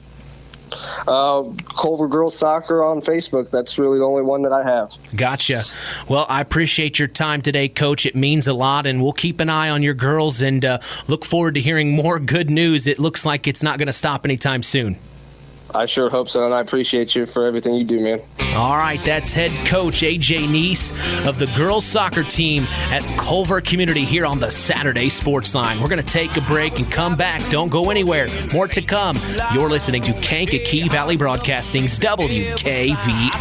Homemade sign written in red, Ryan County Watermelon Festival ahead. Well, I wasn't in a hurry, so I slowed down, took a 2-lane road to a 1-horse town. There was a party going on when I got... This presentation of our area's local high school sports is sponsored by Pulaski Memorial Hospital in Winamac. Pulaski Memorial Hospital is dedicated to providing excellent health care to improve the health and quality of life for the people and the community they serve. They will meet the community's needs and exceed their expectations by creating the best possible health care experience. For more information of the services they provide, call 946-2100. The Saturday Sports Line continues with Kankakee Valley area coaches and special guests. Here's Sports Director Mitch Columbi. Rowan Jordan's going to take the snap, hands off to Jake Conroy up the middle, and he's going to score a touchdown. Another touchdown for the Knox Redskins makes it 21-0. From the Pulaski Memorial Hospital studios, you know what it is, the longest-running high school sports show in Indiana, thanks to our very own Harold Welter, the Saturday Sports Line. Mitch Columbi, along with sports analyst Chris McGowan. We're transitioning into the Culver Cavaliers Football Club as we've got Austin Foust on the line. Coach, good morning. How are you? Good morning, guys. Yeah, I'm doing good. Obviously not the result we wanted last night, but sun's up. It's a beautiful day out, so we're just working on getting better this morning as a staff, and then hopefully Monday getting better with the kids. Yeah, new day. Gotta, like you said, put it past you. It's a beautiful day. The sun's out. We're working on week 2. But if there's anything that you could tell us from last night that you and your young men took away from that game, share with us, please. Yeah, we came out and we took the ball, and we actually had a pretty good first drive. You start a sophomore quarterback, and you think maybe you just want to hand the ball off to him, but I think our first 4 or 5 plays, I think we threw the ball 4 times. We moved the ball kind of right down the field on them, and based on kind of how they were playing our trips formation, we thought, we got a shot to try to take a shot here, kind of, had a little momentum, and, we threw a little seam pass that, we would have liked our quarterback to put it a little bit more on the outside, but he kind of, put it up, and it was kind of a 50-50 ball, and, the North Judson kid made a really good play, and I think intercepted it at their 5-yard line, and, the first 2 drives that Judson had, we really made them work for it, and kind of long drives, had chances to get off the field, just couldn't get that, key stop we needed. And then, we gave up 2 big pass plays in the first half, but, really kind of liked, our first half overall, for being a young team and where we are with, a lot of guys getting, their first start, and, some of those guys getting their first start as a 2-way starter as well. But I think our kids kind of, our younger guys especially realized, the speed of a Friday night and the physicality of a Friday night. Obviously, North Judson, they're a very good ball team, and they came out in the second half, kind of came right at us, and that's one of the things we were kind of worried about as a staff. Obviously, we're not as big as we were last year, and we're trying maybe more quick and trying to get a little bit more movement. And the second half just kind of came right at us, and they're strong up front. The Huizar kid's a heck of a lineman. And, when you got Benson too as well, that's right behind them. That's that's tough. So going into last night, what was your biggest concern going into last night's game for the Cavaliers? I think the biggest thing was just kind of our physicality up front. We're starting a lot of guys. We're starting a freshman guard in Driggs Norwich, who, he didn't miss his summer weight session at all. Works hard. He's honestly a really good leader for even as a freshman. And I think that kid's future is very bright for us. But he's still a freshman. And going up against the Huizar, who has experience, and some of the others in Judson. So that's what we were kind of worried about up front with our O-line and D-line. And I think that sometimes we did well, sometimes we didn't do as well. But the biggest thing is we have to just obviously get better. And I think, again, some of it obviously, when you got low numbers, but our numbers are growing with kids. We're getting some physicals here with practices. But when you got a young team as well, most of your scout team are kind of freshman guys that are still trying to figure it out, and you're trying to ask them to, play fast and give you a look. And, and some of these guys, they probably honestly don't know what triple option is. They're just reading the card and, trying to run what the card says. So, I think just trying to adjust to the speed and understanding, how fast and how physical it is on a Friday night. Well, if there's anything that that you're happy with? Is there anything that was positive that you can take away from last night and you see maybe some light at the end of the tunnel? Yeah, no, I mean, I think, we were able to show that we have, I think, the ability to do a little bit of both, right? We can put the ball in the air and put the ball on the ground, with Binion and Ethan Binion and Jack Rogers. And, we have Ryan Beam and Caleb McEwen and Brady Kinderday. I mean, they, all made catches for us. I think we showed that ability there. And then defensively, there's times we did some good things defensively. And I think there's times we just got a little bit tired. And when you get a little bit tired, you start tackling a little bit higher up, you start reaching. But, there's a moment in the second half where, I kind of thought like maybe we were just kind of letting them take it to us. So we called timeout and, just kind of said, hey, this is where we got to, really, really, dig deep here, play with a little pride. And, the next play we ended up, getting 11 hats of the ball and causing a fumble, So, I mean, there's things like there where, I think our kids know they have it in them. It's just that, hey, when things are, sometimes not going the way we want them, who's going to be that guy to kind of pick us up and be positive and, and have everybody kind of gravitate towards that person. And, when you graduate 10 seniors from last year's team, yeah. I mean, that's a lot of leadership that's gone. So I think, we're still kind of in that mold of who's going to be that guy, who's going to be the guy that kind of keeps us going, when things are maybe going bad and being that positive guy. And, that's the thing. Again, we're a young team still trying to, find a voice a little bit too as well. As a head coach, you never want to concede. I mean, you always want to win every game. But on paper, just looking at last night's matchup, you guys graduated 10 seniors, and you're starting a lot of freshmen and sophomores. Going into last night's game, as a head coach, I mean, you'll never admit this, and I don't expect you to admit it. But me personally, I was thinking, hey, if you can get better from the start of the game to the end of the game, and you can get through a game like that, knowing how physical North Judson is, healthy, that bodes well for the Culver Cavaliers. So were you able to get through the game last night healthy, and did you get better from the start to the end? Yeah, I mean, I think we did some good things, all throughout. Like I said, I think we saw some things and saw some different things in kids. I think we were able to get a little bit of kind of some D-line depth and rotate some kids that we hoped would be able to do it. But, a lot of them are kind of first-year players, and you're not really sure, but I think they showed they're capable of it. And, yeah, so I think we did. I think we, saw some improvement as we went. And, yeah, I mean, as far as I know, we're all healthy. I haven't got any text messages or anything this morning, if anything bad.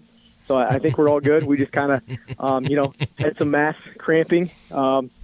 There's like times where, yeah. So I heard, Coach Hall said too as well. I mean, there was times where, you got one player on the field cramping, and then you try to put the next guy snowball. It just starts. Once the first one goes, it seems like, oh my God, there's 75 others. Yes, yeah. There's a couple times, like I said, one guy's on the field cramping. I look back, and we got two more guys that could replace them. They're on the ground cramping, getting stretched out too as well. So. Well, Coach, Coach, you're getting ready now to put that behind you and work on week 2 against, I call it a rival. It seems like the South Central Satellites and the Culver Cavaliers always have a pretty good battle from what I can tell in the past.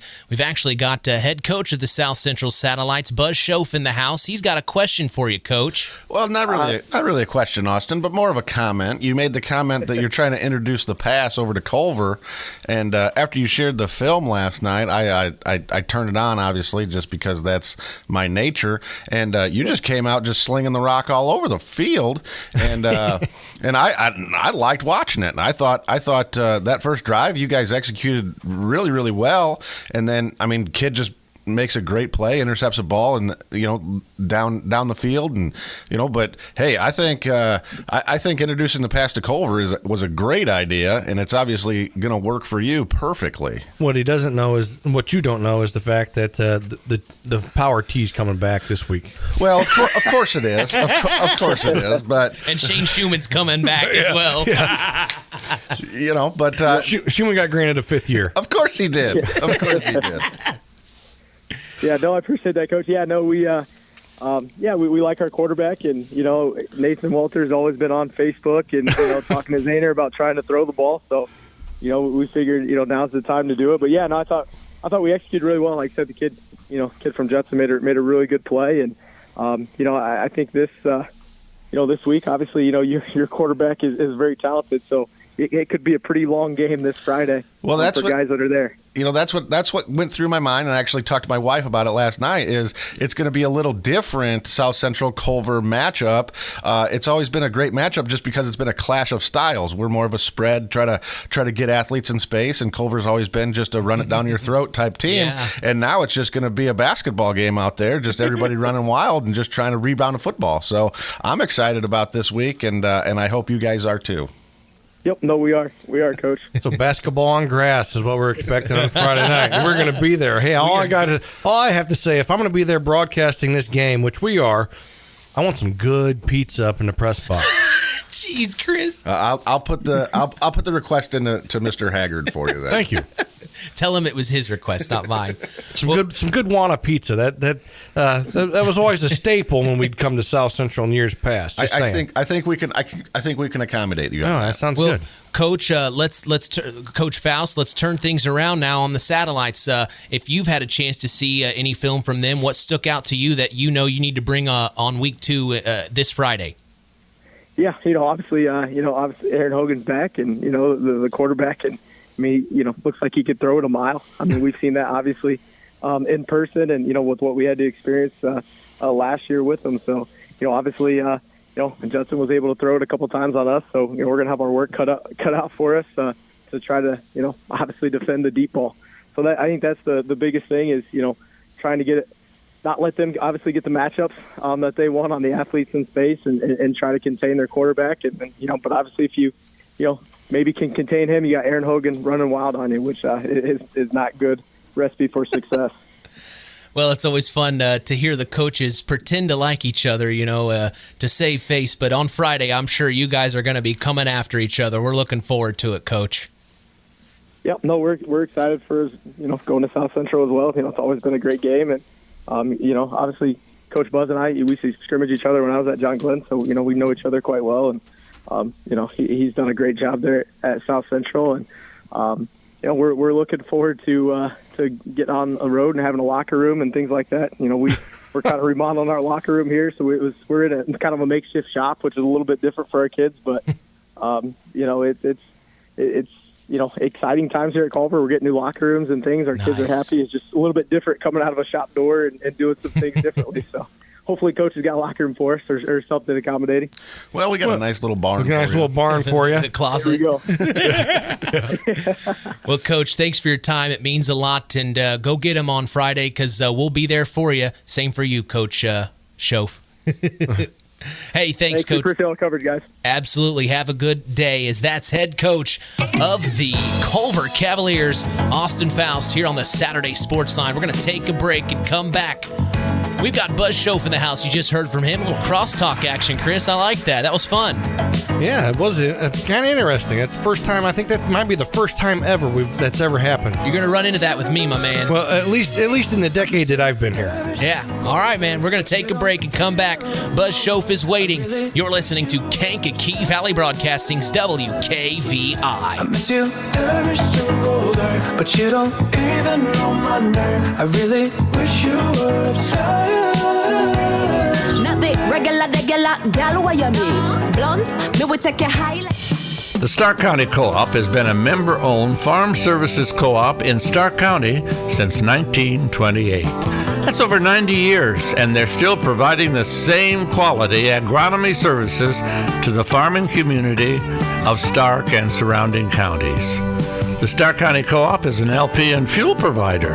The Stark County Co-op purchases grain at both locations, Hamlet and Brems. You can reach them by phone at 1-800-782-3392.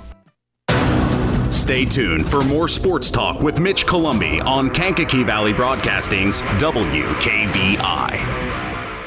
Since 1936, Standard Plumbing, Heating, and Air Conditioning have always taken pride in doing the job right. Third-generation owner Brian Hammond and his family have always set the standard when it comes to taking care of all your heating and cooling needs. Making your home a comfortable home is the absolute top priority. If you are uncomfortable in your home, give them a call at 574-936-4660. Follow them on Facebook. Let Standard Plumbing, Heating, and Air Conditioning help you take control of your comfort.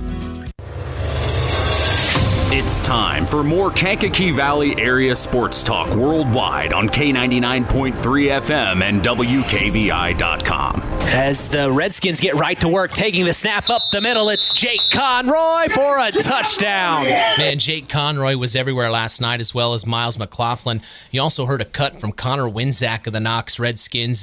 He stepped in, was able to bring a touchdown himself. That was the 42nd point as the Knox Redskins beat the Winamac Warriors last night. We're really glad that we got a chance to talk with head coach Josh Burgess and find out that those injuries are okay. Everything's fine, man. When you're hearing about a kid going to the hospital, that gets real serious real quick. Football kind of just takes a back seat at that point. It does, and I'm still sitting here shocked that a kid dislocates his kneecap and is able to come back a series later. That's just tough. impressive. That's tough. Well, Coach, we talked to you just on the other side of the break. I really liked that. You had a chance to ask Coach Foust a couple of questions there and a nice comment. That was a nice comment. You're softening him up maybe a little bit for Friday, but well, try to boost their confidence a little bit. Go. Get them up there. So when they come into town, that they're on their high horse, and we can catch them in being overconfident. So, well, the mental aspect of the game. It's psychology. Yeah, right. Reverse psychology. Well, all right. You took on Triton last night. Went to Bourbon, Indiana. I've never been to Bourbon, Indiana. Never been. What's it like?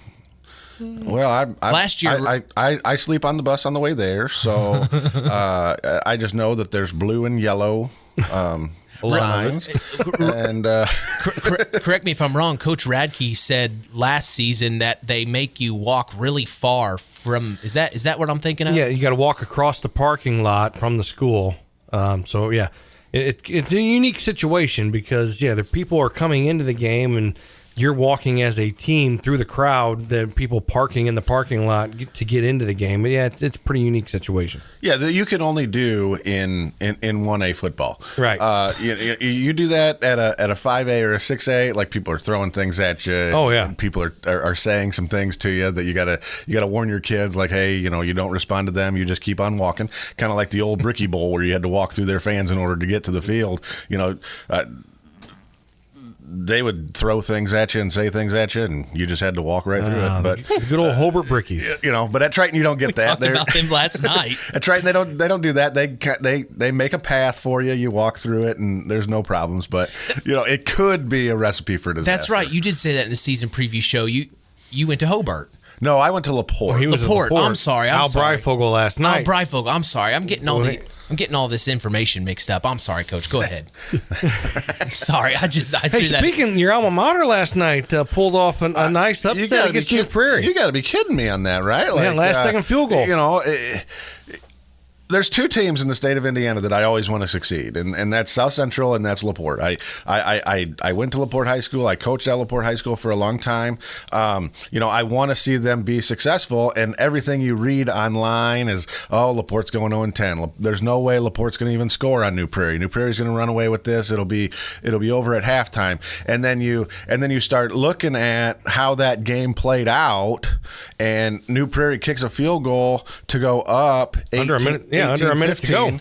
LaPorte gets the ball. They go down. They kick a field goal to win the game 20-18. Yeah.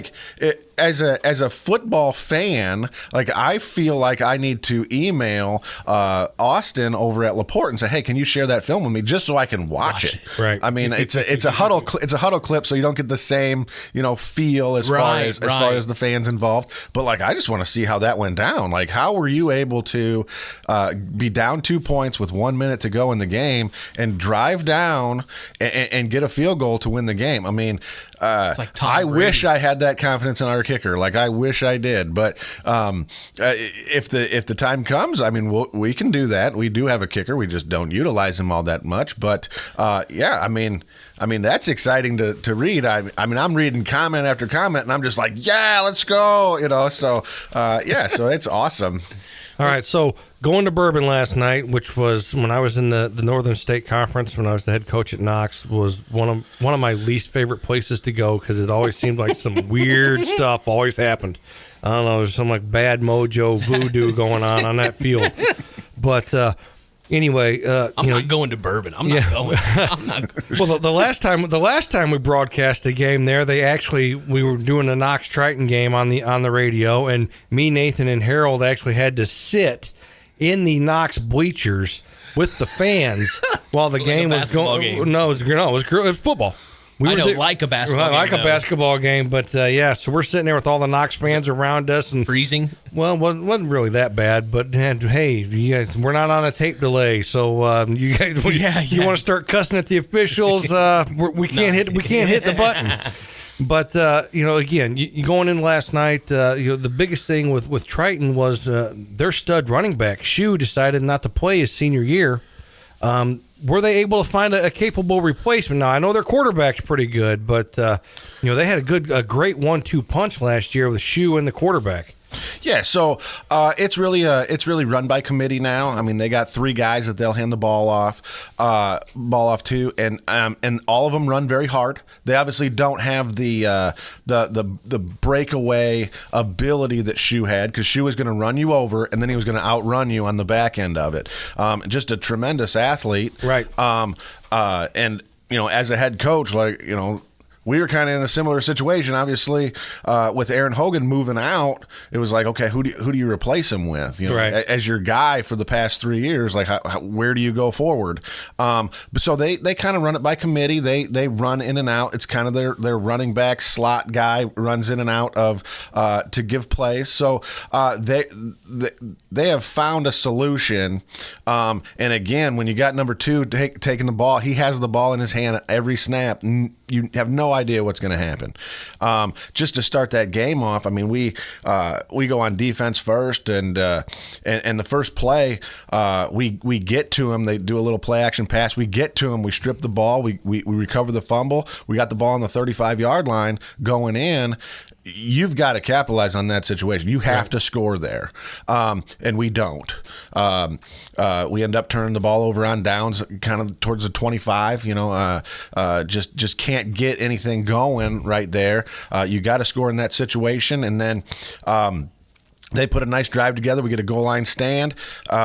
We take over. We drive a little bit. We end up punting, and then they end up scoring on their third offensive possession to go up 7-0, and then we respond, and now we're down 7-6, and then he breaks one away to go up 14-6, and then with 4 minutes to go in the second quarter, we just start doing what we do, just quick offense, just get the ball out of Zach's hands and just drive down the field. We make good play after good play after good play.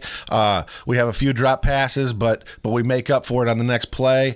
We're getting our athletes where we want them to be on the field. Zach's seeing their coverages, and it's a great 2-minute drill that we kind of pride ourselves on being able to do. That's what we want. Like, if I could play 48 minutes the way we played the last 2 minutes of the second quarter, I mean, I'm a happy football coach. And we get down to about the 12, and we drop 2 passes in the end zone.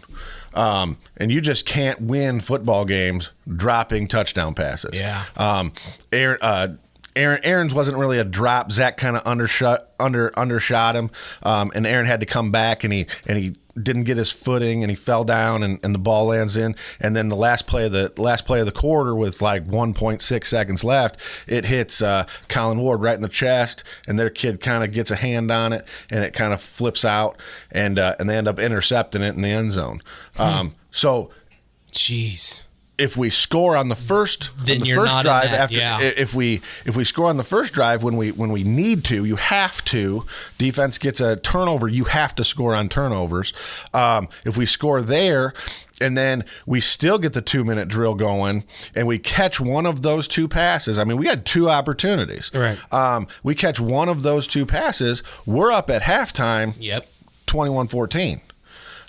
Which is a different ball game. And getting the ball coming out. Yeah. I mean, Huge. Who's stopping you now? I mean, every football coach wants to be in that situation, scoring on a 2-minute drill going in and then getting the ball in the second half. Let's go. Here we go. But as it is, we're down 14-6 at half. Okay, we just got we're capable of what we've shown what we can do. Now let's go out and do it one more time. We're getting the ball. We have to score on this first drive. We have to turn this game back into a tie game. It has to happen right now. And we put a nice drive together, but we end up punting close to midfield. And then number 2 just says, I'm the best athlete on the field, and you ain't going to stop me. So he breaks one loose. He ends up scoring. Now we're down 21-6. Offense stalls the next series. He takes off a busted play. We got him pinned for a 3-yard loss. He reverses field, and our pursuit is nowhere to be found. So, and then he takes off running, and now we're down 28-6. 28-6. And now it's like, we should be winning this football game. Up. And we're down 28-6, and then they get, or 27-6, and then they kick a field goal with 5 minutes to go in the game to go up 36. So, a lot of great things that we did. We just didn't capitalize on situations that you have to capitalize on, and you see the difference when you don't play every play as hard as you can go, or you get lackadaisical on your read, or you get lazy, you take a play off. Well, you see how that impacts the game. You take out 5 plays of the game, and we probably win the football game. Well, we can't take those plays off. You see the impact that it has on the total football game.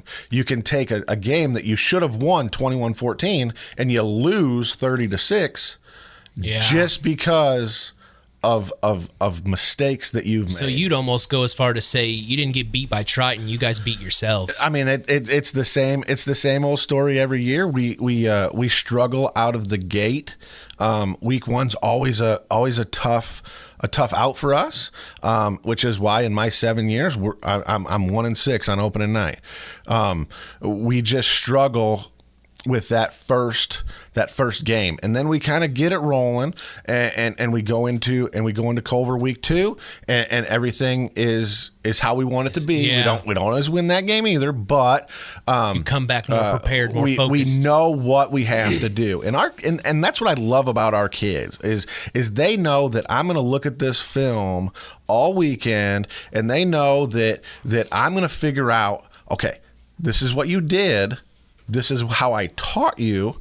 This is how we're going to change it, and they completely buy into it. There's not an excuse ever made. There's never, well, I'm just going to do it my way. It's always yes, coach, and then you see them improve on it and understand what you're trying to do. And that's why I say the greatest improvement in high school football is always from week 1 to week 2, because going into that week 1. Not more schools are going to the jamboree where you actually have to do the special teams play, but most teams are still, a lot of teams are still doing just the scrimmage where there's no special teams. Right. So the biggest question mark going into week 1 is always special teams, and so how did your special teams perform last night? Because practicing special teams and then performing on a Friday night underneath the lights with full speed, game speed, it's a lot different. Yeah. Our special teams were pretty good. We did not, because special teams is always a worry. Because the kickoff return team is the most dangerous formation in football, because anything can happen. You got your fastest guy 40 yards away from the closest guy to tackle him, and he's going to be at full speed before they even get to his level. It's the most dangerous formation in football, but you have to start the game off in that formation. So we were lucky enough that when we scrimmaged John Glenn this year, we did actually do the format that had the special teams in it, just to kind of see, all right, can this kid run down and make an open field tackle? Is this kid going to hit this as hard as he can? Because there's just no You have to. I mean, NFL special teams guys are crazy, right? They have no care about what's about to happen. Yeah. They just know that reckless they're abandon. getting paid a lot of money to go get hurt or hurt somebody. So, special teams wise, I think we were fantastic. Obviously, you'd like to improve on everything. But we didn't give up the big play. There wasn't a big return. We didn't have any blocked punts. Those things that are absolutely devastating to football, they didn't happen. So you're pleased with the total outcome. I tell you what, being a former punt returner and kickoff returner, I hated that with a passion, just for the simple fact that, number one, okay, I'm gonna get laid out here. Oh yeah, the coach is expecting you to catch this football, and and you're looking up into the night sky, concentrating on this ball, knowing that there are 11 guys coming after you, and then you can't look at them because you got to concentrate on catching this football. I don't know how many times I got laid out, even calling for a fair catch. When we played North Newton, it happened 3 or 4 times a game. They didn't care. They took the 15-yard penalty.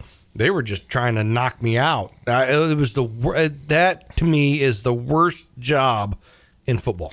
Oh, no question. At practice, we got Aaron Hogan and Clayton Stroud and Kevin Higley back there catching punts, and you tell them, because the only thing I ask from a punt returner, I don't care what you do with the football, just don't turn over. You have to catch it in the air. Right. It cannot bounce on the ground, because so many times do you see a punt that is just a shank, but it rolls, an extra 20 yards. Right. You have to catch it in the air. Right. And that's a lot to ask. Because you got a kid who is looking at a football, knowing that 11 people are running at him, full speed. Three of which are immediate, right away, and hopefully somebody picks them up just to slow them down. Right. So it's a lot to ask to catch the ball, but. And I sympathize with. I was never a punt returner. I was an offensive center. So I don't know the mindset that's going on. But if I'm back there, I'm fair catching everything too. So, don't hit me. Yeah. But even putting the hand up, I still got rocked. But when I was the head coach here, and even when I was an assistant at North Judson, one of the fun things we used to do in practice, we would take who I call the big uglies, the offensive linemen. And, we'd fire up the jugs machine and shoot punts at them. And so, hey, if they caught it, we didn't have to run. If they dropped it, we were running just to kind of put that emphasis so they can kind of see what it's like to be back there and that ball coming at them. Nobody running at them, but still, it was just a fun way to end practice every once in a while, getting the big uglies, the big linemen up there trying to catch a punt just so they could see what it's like. Well, and with a jugs machine, you know exactly where it's going. Right. As a punt returner, you have no idea, because, most teams are like us. Who kicks the ball the furthest? Yeah. You're our punter. Right. Well, that could go left, that could go right, that could go up the middle. You have no idea where this ball's going to. It could end up in your left tackle's thigh. Right. But, but you have no idea where the ball's going. So you have 54 yards of football field that you have to cover, and you have no idea where anybody's coming from. Right. You're trusting the people who are supposed to block somebody, but you don't really know if that's happening because you're not seeing them. And then it's just one of those jobs that I'm glad I never had to do, but I still have to ask a kid to do it. Exactly. Well, Coach, I appreciate you coming in to chat with us. I'm glad you had a couple moments to talk with Austin Foust there, as we are very excited about your game coming up. Week 2 action here on KVB's WKVI. We will be going live from Union Mills, Indiana at 7 p.m. Eastern, 6 p.m. Central, myself along with sports analyst Chris McGowan. Coach, thank you for coming in. We will talk to you soon this week. All right, looking forward to it. Thanks, guys. That's head coach Buzz Schoff of the South Central Satellites here on the Saturday Sports Line. We are going to the Where They Now segment with Harold Welter. You know him well. He has Pat Blenke That's right. Coming up your way, the Where the Now segment. You're listening to Kankakee Valley Broadcasting's WKVI. Such a strange combination of a woman and a child. Such a strange situation, stopping every 100 miles, calling Baton Rouge. Stay tuned for more sports talk with Mitch Columbi on Kankakee Valley Broadcasting's WKVI. It's time now for Where Are They Now? A look back at more than a half century of WKVI radio covering local high school sports. Today's program is brought to you by Osborne's Mini Marts in Knox. Now let's meet one of the local high school sports figures from more than 50 years of WKVI sports and find out where are they now?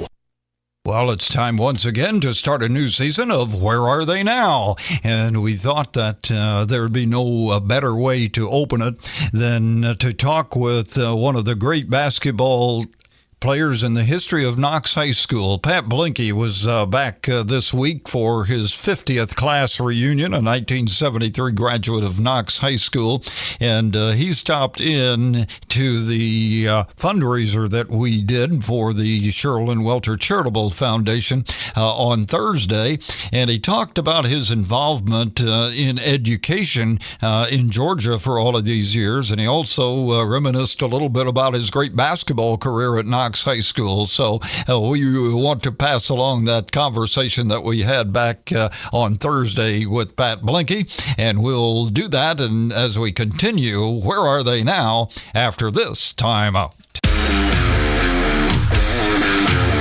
Need a game plan that has your day covered from tip-off to the buzzer? Osborne's Mini Mart in Knox has you covered. Whether you like to start out with a caffeinated full-court press or control the tempo with a Subway breakfast flatbread, Osborne's Mini Mart has what you need. Don't get trapped in the corner with an empty stomach.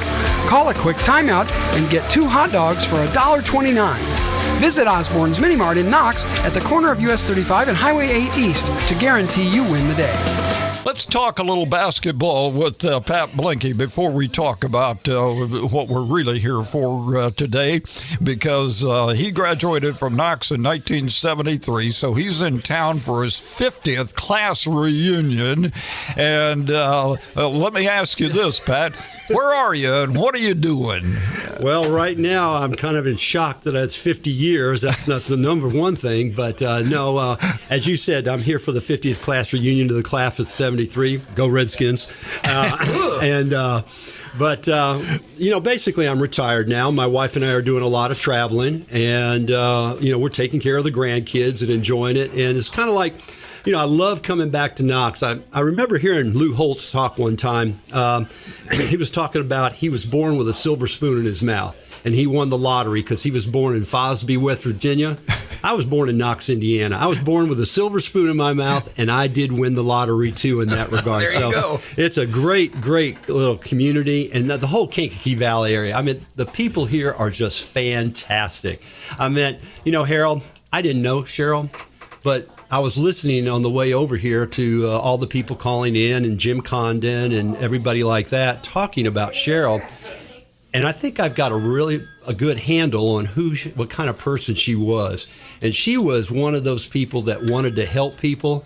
And I think that in itself is what you're doing. You are living out Cheryl's legacy here, because you are now taking what Cheryl would have done as a counselor and moving it forward to make sure that whoever needs help in this area, in these rural areas, gets the help. Yeah. And I want to thank you for that, because that is a tremendous undertaking. You didn't have to do that, but obviously God pushed you in that direction to make you do that.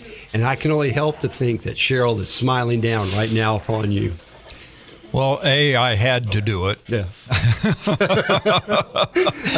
And B, it took me a long time to figure that out. Pat, we want to talk a little bit more about that, because you were very heavily involved in education and underprivileged kids in the state of Georgia.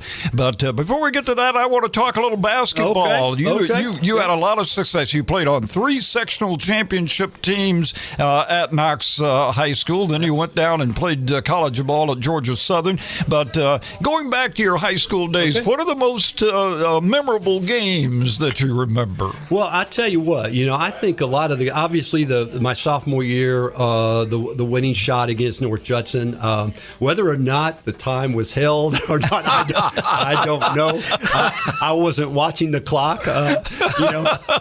Denny Garland always told me that it was a pass to me, and I said, no, Denny. I said, you shot it short. He said, no, I was passing it to you. So that's, that'll be up for debate for years to come. But I was fortunate to get it and lay it in.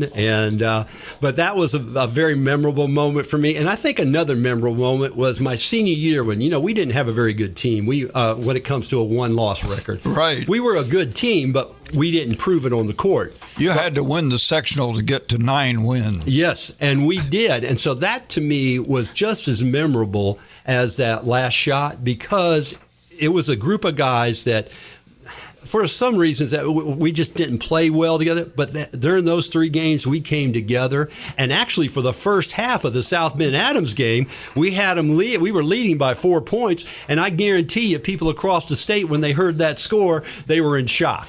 Because they were rated number 1 in the state in a single class system. Yep. That's true. And I'll tell you what, they unfortunately we just ran out of gas and stuff like that. But that is just as memorable to me as that shot when I was a sophomore at Knox. So you're here for your 50th class reunion. Who are some of your teammates? That you'll be talking with.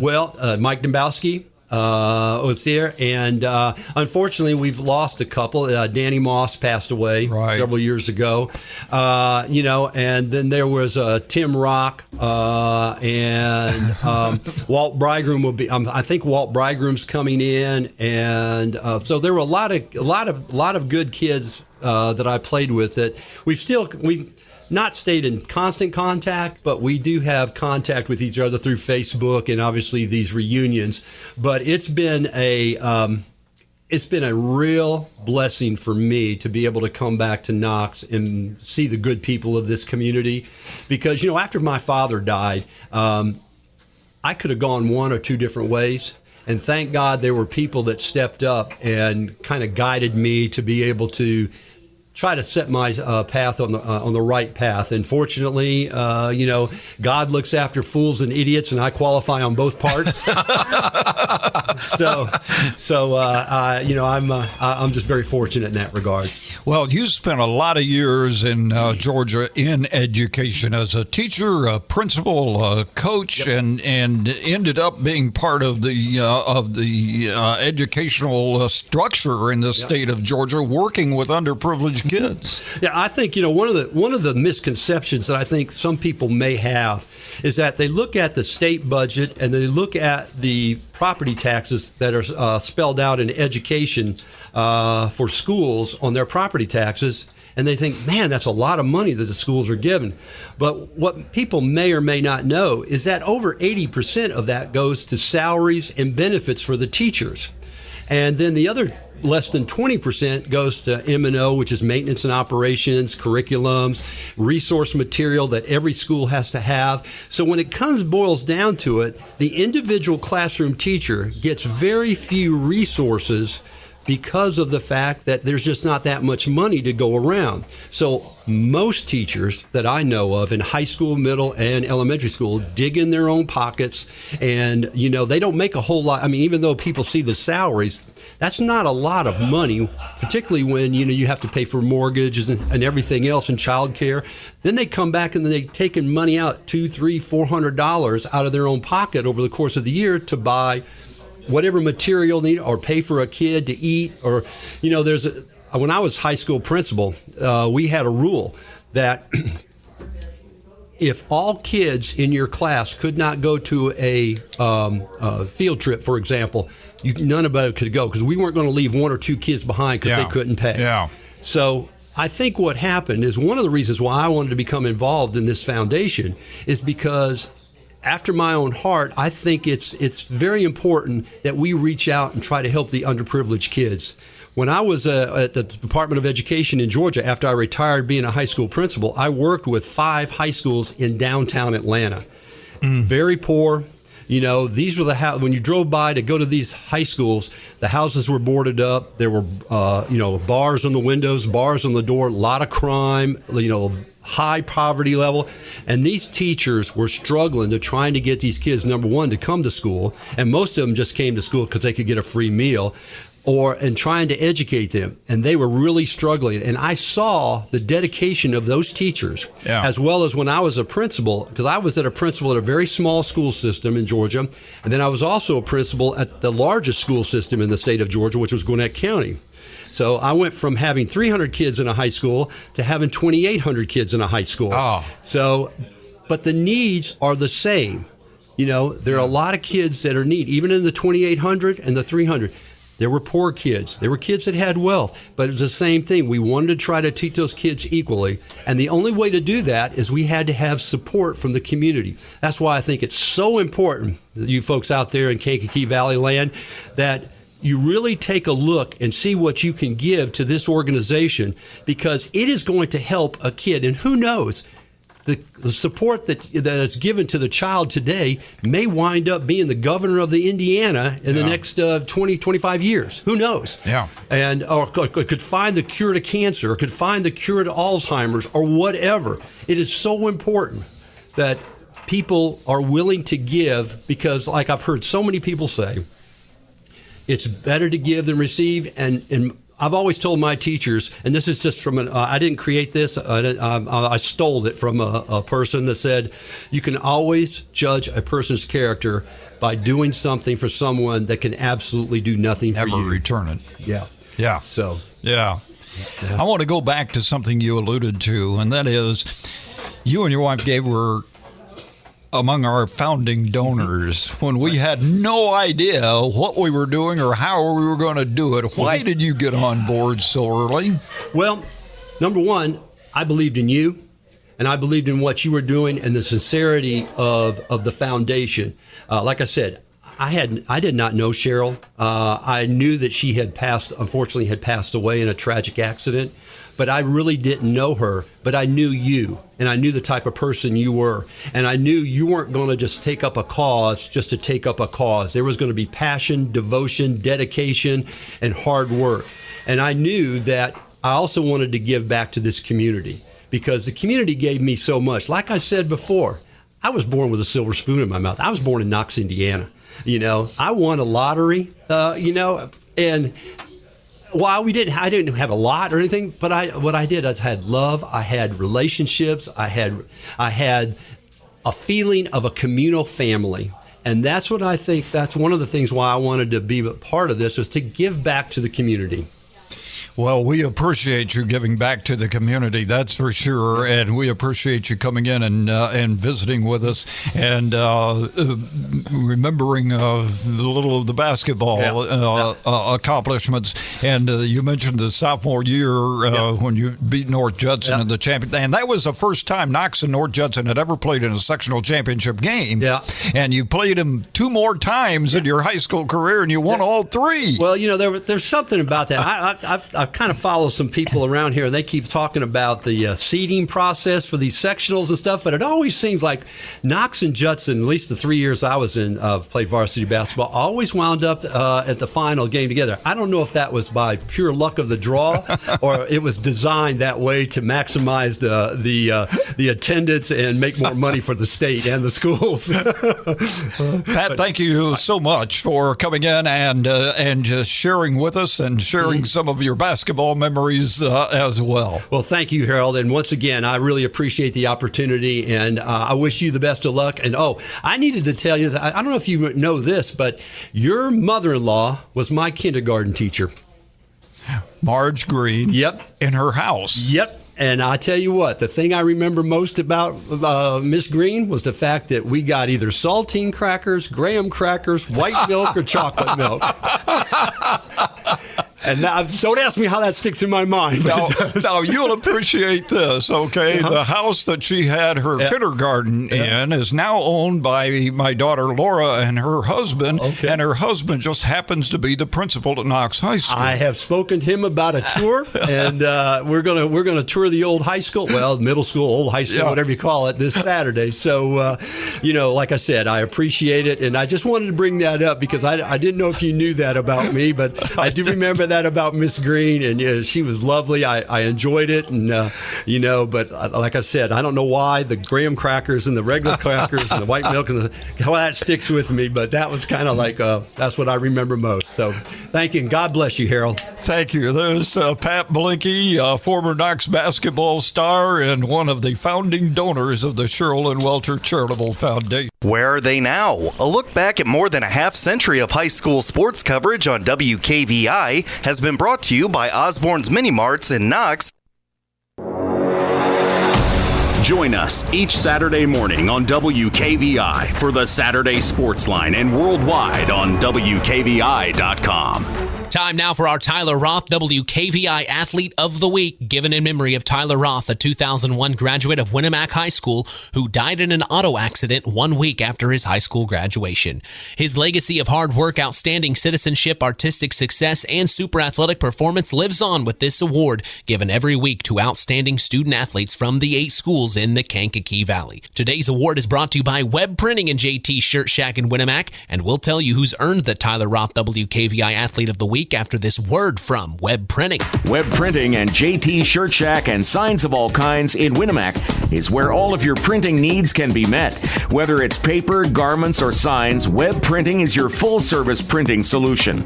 So if you're in need of embroidered or screen-printed garments, tickets or programs for your event, or documents for your business, Web Printing and JT Shirt Shack is the place to go.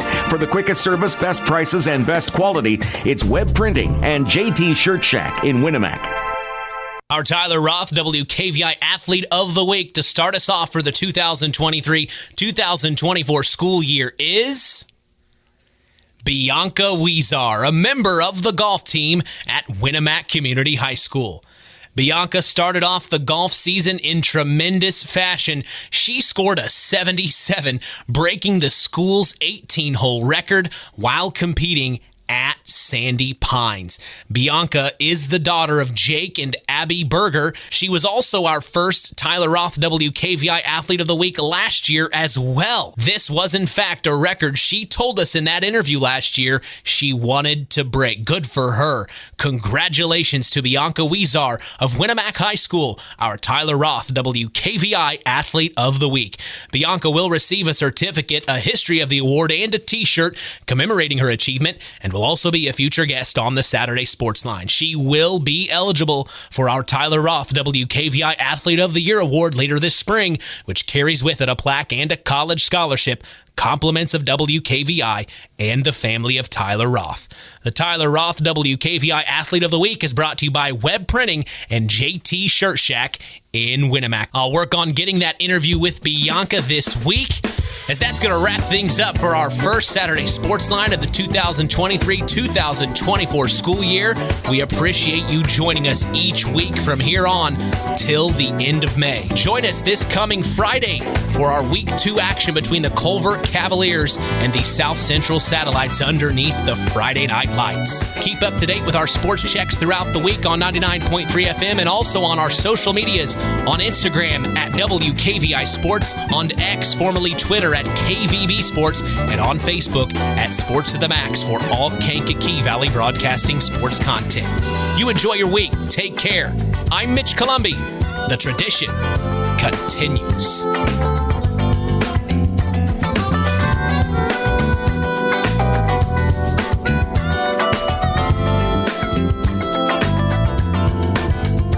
From the Pulaski Memorial Hospital studios of Kankakee Valley Broadcasting's WKVI, you've been listening to the Saturday Sports Line with Sports Director Mitch Columbi and Sports Analyst Chris McGowan.